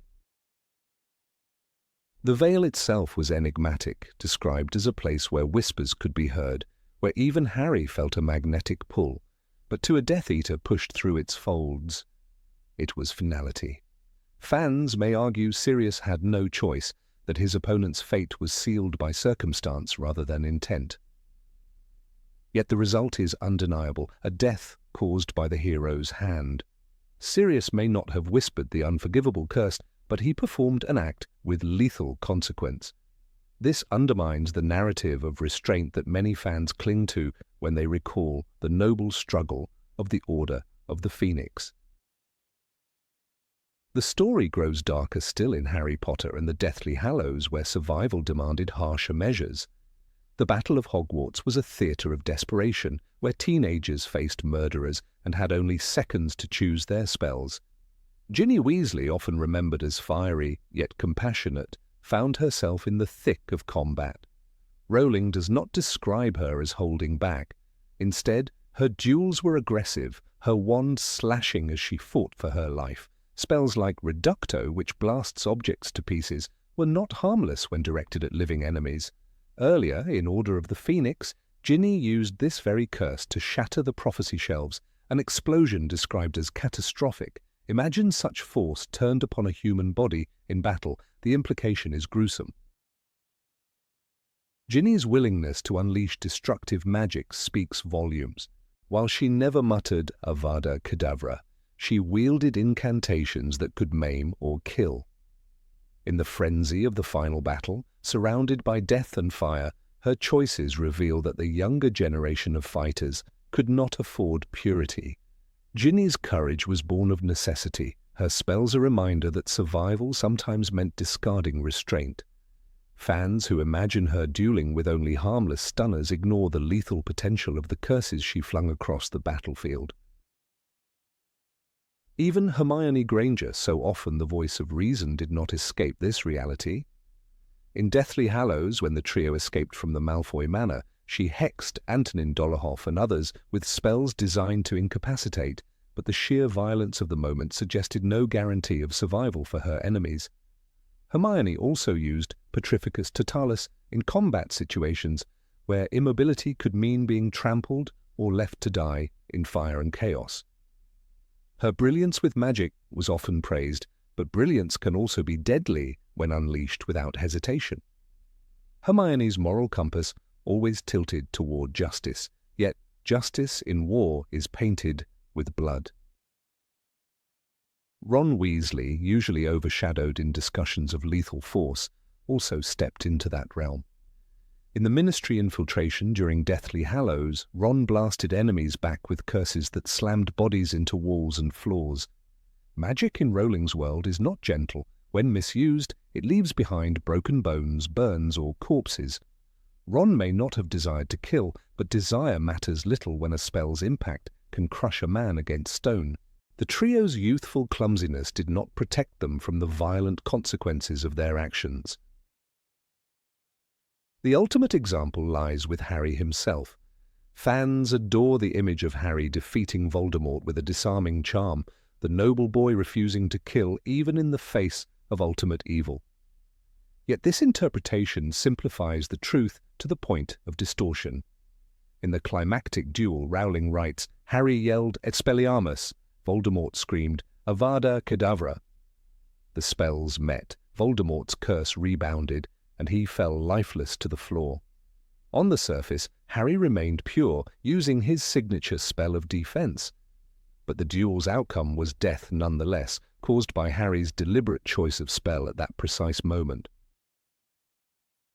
The fact that Harry's wand overpowered Voldemort's due to its connection with the Elder Wand does not erase agency. Harry did not wish Voldemort alive, he wished him defeated once and for all. The disarming spell was not harmless, it was a trigger that turned Voldemort's own killing curse against him. Philosophically, this raises an unsettling question. Does intention absolve one of the responsibility for another's death? For the boy who lived, the victory is stained by this moral ambiguity. Rowling emphasizes the moment with dramatic clarity. Voldemort fell backward, arms splayed, the slit pupils of the scarlet eyes rolling upward. Tom Riddle hit the floor with a mundane finality.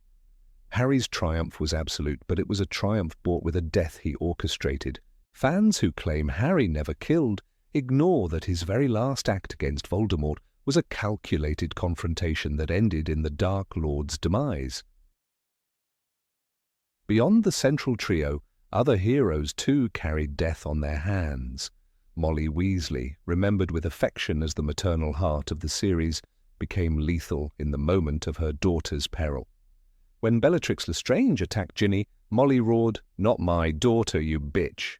The ensuing duel was brief and decisive. Rowling writes, Molly's curse soared beneath Bellatrix's outstretched arm and hit her squarely on the chest, directly over her heart.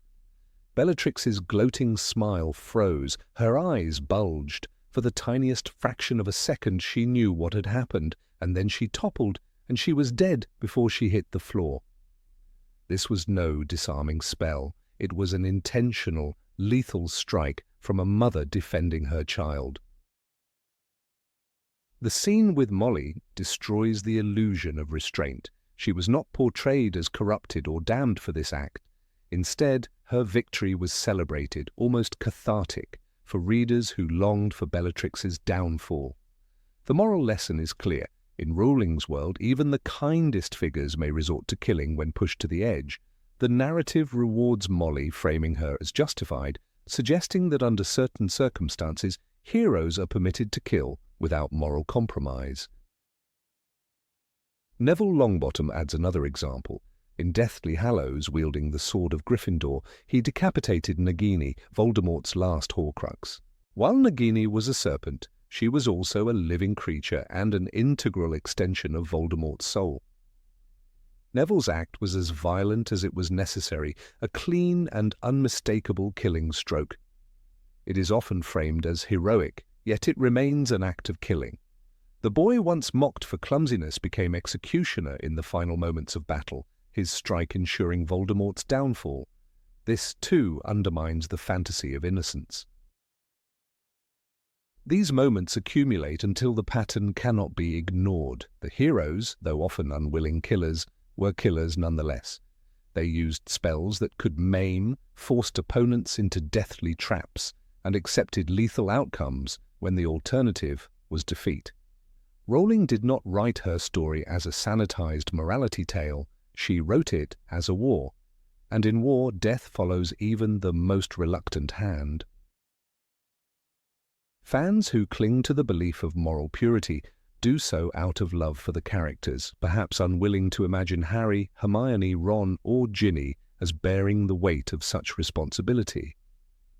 Yet the text itself betrays that illusion. These young fighters did not merely survive, they survived by inflicting irreversible harm on those who opposed them. The veil of innocence falls away under the scrutiny of direct quotes, vivid battles, and unforgettable deaths. It is precisely this complexity that makes the series resonate so deeply. The heroes are not saints untouched by the grime of combat. They are human, capable of light, but also shadow, wielding magic that saves and magic that kills. Their world was one where the difference between intention and outcome often dissolved in the smoke of battle. To read their story with honesty is to accept that the fight against Voldemort was not won by disarming alone, but by choices that left death in their wake. Number 25. Spells always work the same. The assumption that every spell in the Harry Potter universe behaves like a mechanical button press is one of the most persistent misconceptions among fans who have grown up mainly with the movies. The films create an illusion of simplicity. The wand swish, the Latin-sounding word, and the flash of light immediately follows. But J.K. Rowling's novels go far deeper, painting magic not as a fixed technology but as a living force, one that bends to the emotions, intentions, and mental discipline of the wizard who wields it. Reading closely, we see that a spell is not just a recipe but an act of will, coloured by inner storms and private convictions. Harry's struggle with the Patronus charm is the most vivid example of this truth. On paper, the incantation Expecto Patronum looks deceptively easy, a phrase to be learned by rote. Yet when Harry first faces Dementors, his attempts collapse into failure because his mind is consumed by fear. Only later, under Lupin's guidance, does he realize that the spell demands not mechanical repetition, but the summoning of a memory strong enough to overpower despair.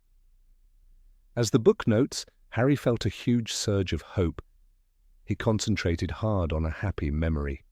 A bright silver stag erupted from his wand. Oh, this was not a mere alignment of words and wand movements. It was a triumph of emotion, memory, and focus.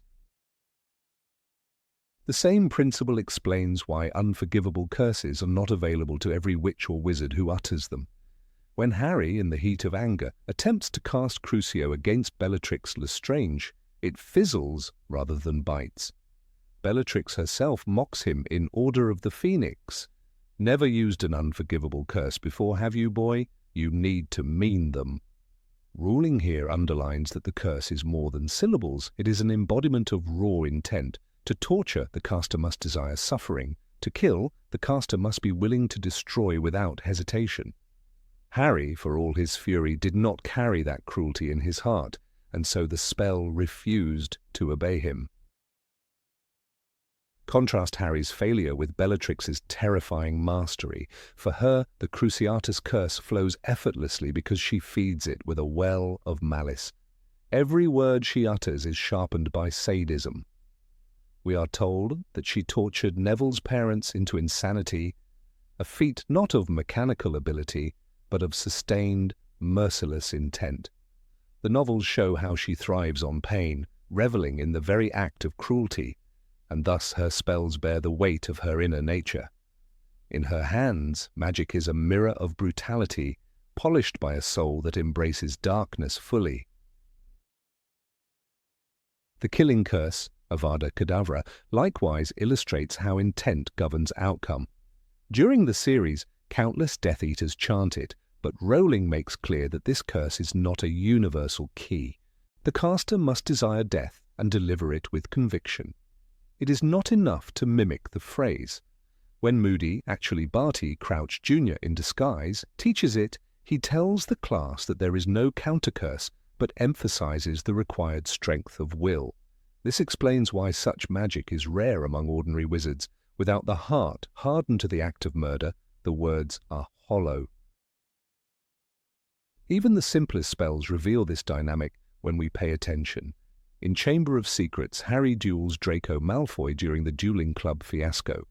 Both cast Rictus Sempra, yet the results vary in power and precision. The children's emotions, excitement, panic, competitiveness, bleed into the spells, making them unstable. Later, Snape demonstrates the same spell with surgical control, his voice clipped, his intent razor-sharp. The difference is not in the incantation, but in the wielder's mastery of self. Magic obeys the hand that holds it, but even more so the mind that commands it. Rowling returns again and again to the theme that magic demands concentration. In Half-Blood Prince, we see Harry excel with the mysterious incantation Sectum Sempra. Yet his success is not just the borrowed knowledge of the Half-Blood Prince's notes. It stems from his furious state of mind when he first uses it against Malfoy. The spell erupts with brutal force precisely because his emotions run unchecked. Later, when he attempts it again with less rage, the effect is muted. The magic mirrors the storm inside him, feeding on his turmoil to give birth to something lethal. Similarly, the summoning charm, Accio, offers a lesson in persistence and focus. During the Triwizard Tournament, Harry must call his firebolt across the castle grounds. He spends hours practicing because his concentration keeps faltering. The incantation alone is insufficient. His mind must align fully with the object of desire. As the book describes, something huge and heavy soared into the air over the stands. It was his firebolt, speeding straight toward his hand. This moment shows how his success lies in training his thoughts to hold the image firmly. Without that clarity, the broom would never have responded to it. Consider also wandless magic, which strips away even the prop of a wand. In Order of the Phoenix, Dumbledore duels Voldemort in the Ministry, and both unleash waves of magic that seem to bend reality itself. Neither relies only on incantations. Instead, their deep mastery allows them to channel willpower directly. Dumbledore conjures a shield of fire, Voldemort a serpent of flame. These feats are not bound by a formula, but by years of honing mental discipline. The contrast with students fumbling through classroom charms could not be sharper, highlighting again that magic is born from inner mastery, not mechanical ritual.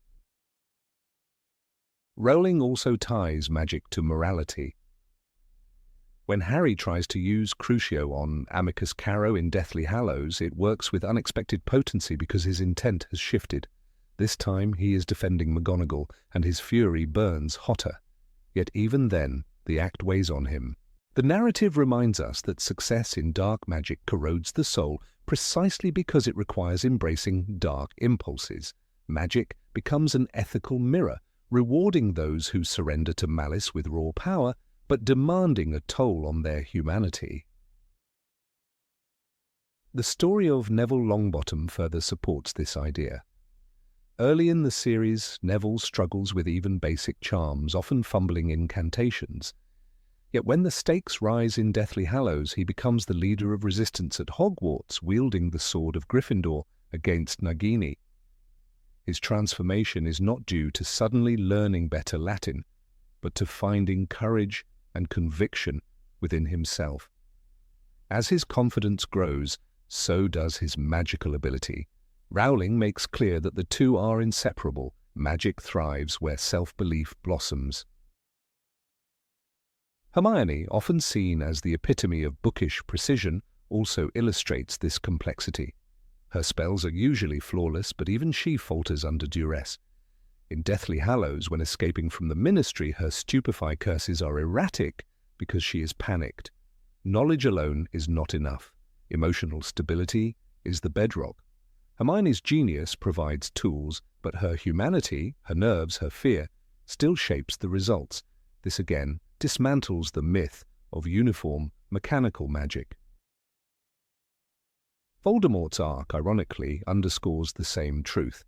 His obsession with control leads him to believe that magic is a weapon of domination, but even he is bound by its deeper laws. His failure to comprehend the power of love blinds him to why Harry survives the killing curse. He treats magic as mechanical force, yet Rowling shows it responds to motives. The protective charm of Lily Potter's sacrifice is an ancient, emotion-bound magic that Voldemort cannot fathom. His arrogance illustrates the ultimate lesson. Magic is not a tool but a reflection of the human heart. Dumbledore, perhaps the wisest of all, explains this philosophy most clearly. He tells Harry that words are our most inexhaustible source of magic, but he emphasizes that the real power lies in their meaning and the intent behind them. This perspective frames the entire series. Magic is language fused with will. The incantation is the vessel, but the caster's inner state fills it with substance. Without sincerity, without concentration, without conviction, the vessel remains empty. Thus the novels dismantle the idea of spellcasting as a simple equation. Each example, Harry's Patronus, Bellatrix's Cruciatus, Neville's growth, Hermione's panic, Voldemort's blindness, demonstrates that spells are expressions of character, not buttons to be pressed. Rowling crafted a magical system that reflects human complexity. Emotions empower or weaken, intentions corrupt or redeem, concentration sharpens or scatters. In this world, magic is not about memorizing words, it is about confronting who you are inside and letting that truth flow through the wand. Number 26. All werewolves are dangerous. Of all the creatures that populate the magical world, few are as misunderstood as werewolves. The perception that every werewolf is a savage beast, devoid of morality and driven only by hunger, is deeply rooted in wizarding culture. Yet this idea is not only simplistic, but also damaging. It ignores the lived experiences of individuals like Remus Lupin, whose humanity was never diminished by his condition. Fans often remember his terrifying transformation during Harry Potter and the Prisoner of Azkaban, when the full moon forced him into the shape of a beast, and they assume this proves that werewolves are universally dangerous. In reality, the transformation is a symptom of a magical illness, not an indicator of innate cruelty. To reduce all werewolves to monsters is to confuse consequence with intent. Remus Lupin stands as the clearest example of how misleading such beliefs can be. When he first arrived at Hogwarts as a boy, his life was marked by secrecy and shame. His parents had feared that he would never be accepted in the magical community. The bite he received from Fenrir Greyback at a young age became a curse he could not escape. But Dumbledore, in his characteristic wisdom, recognized that a child should not be judged solely by an affliction.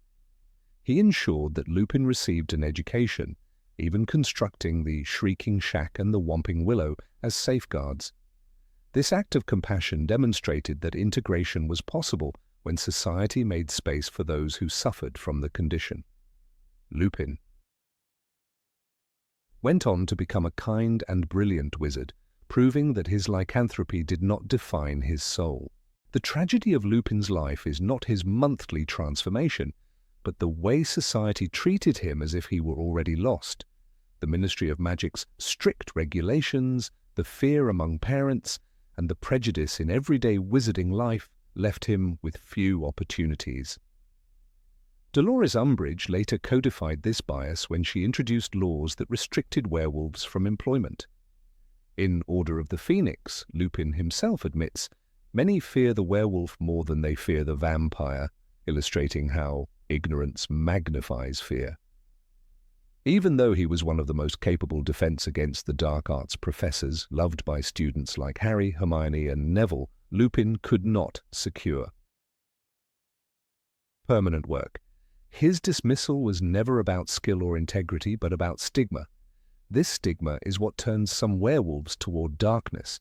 Fenrir Greyback is often cited as proof that werewolves are inherently violent, but his story shows the opposite. Greyback chose to embrace savagery, to revel in spreading fear, and to use his condition as a weapon. His alliance with Voldemort was less about inevitability and more about circumstance. With society rejecting him at every turn, Greyback constructed an identity of vengeance and intimidation. He recruited others by promising community and revenge against a world that despised them. His cruelty cannot be explained by the transformation alone, because Lupin underwent the same pain, yet chose empathy, loyalty, and love. The divergence lies not in the curse itself, but in how individuals respond to their place within a hostile society. It is telling that Greyback deliberately bit children, targeting them as a way to create a new generation of followers bound by bitterness. He inflicted the same wound Lupin bore, but twisted it into a form of indoctrination. In Half-Blood Prince, we hear about his preference for attacking the young. Greyback specializes in children. He likes to bite them young, to raise them away from their parents, raise them to hate normal wizards. This is not a biological necessity. It is a deliberate cruelty shaped by hatred. To conflate Greyback's malicious choices with Lupin's quiet dignity is to miss the entire spectrum of werewolf existence. When Harry Potter reflects on Lupin, his thoughts are never of danger, but of guidance. He recalls the warmth of the classroom lessons, the reassurance of the Boggart lesson, and the comfort of chocolate after a Dementor attack.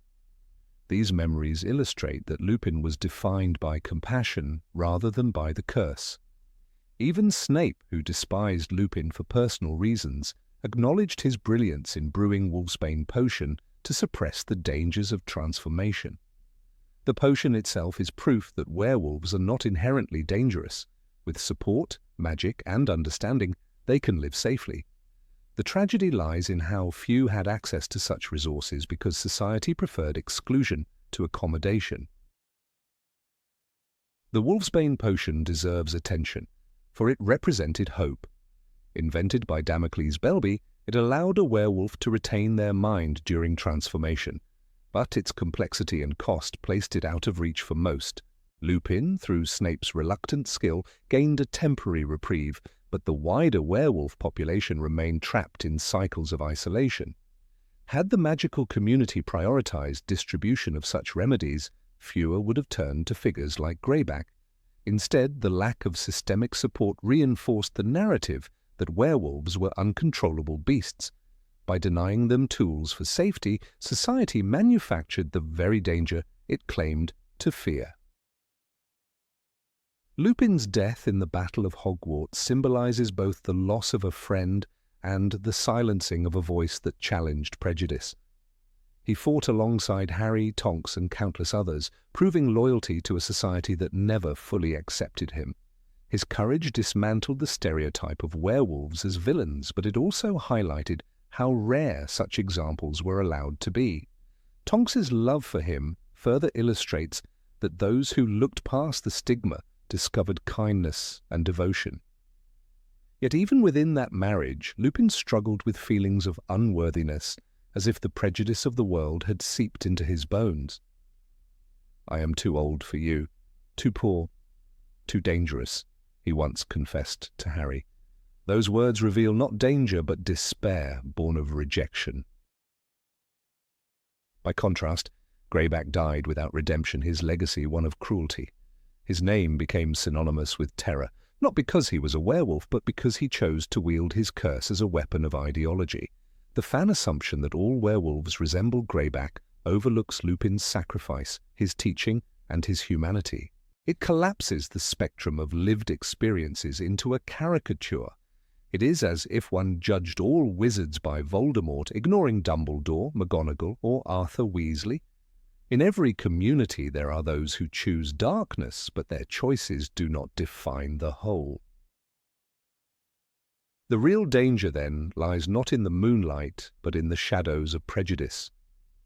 Children grow up hearing tales of the monstrous werewolf, and those who suffer the bite inherit both a curse and a stigma. Some, like Lupin, fight for dignity. Others, like Greyback, embrace the role forced upon them. The determining factor is not biology, but the reaction of the society around them. If compassion and support are present, a werewolf may live a meaningful, safe life. If fear and rejection dominate, resentment festers, and radical leaders find willing ears. Consider the irony that wizards pride themselves on tolerance towards centaurs, goblins, or even house elves, yet werewolves inspire the most visceral revulsion. Centaurs live in the forbidden forest, goblins control the economy, and house elves serve in kitchens, yet each of these groups finds at least a measure of acceptance. Werewolves, by contrast, are hunted, regulated, and driven underground. The fear of transformation blinds people to the fact that for 28 days of the month they are simply human. The obsession with those few hours under the full moon eclipses the other dimensions of their lives.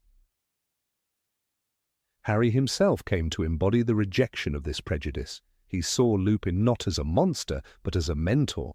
When faced with Greyback during the Battle of the Astronomy Tower, Harry did not interpret him as the standard, but as the exception.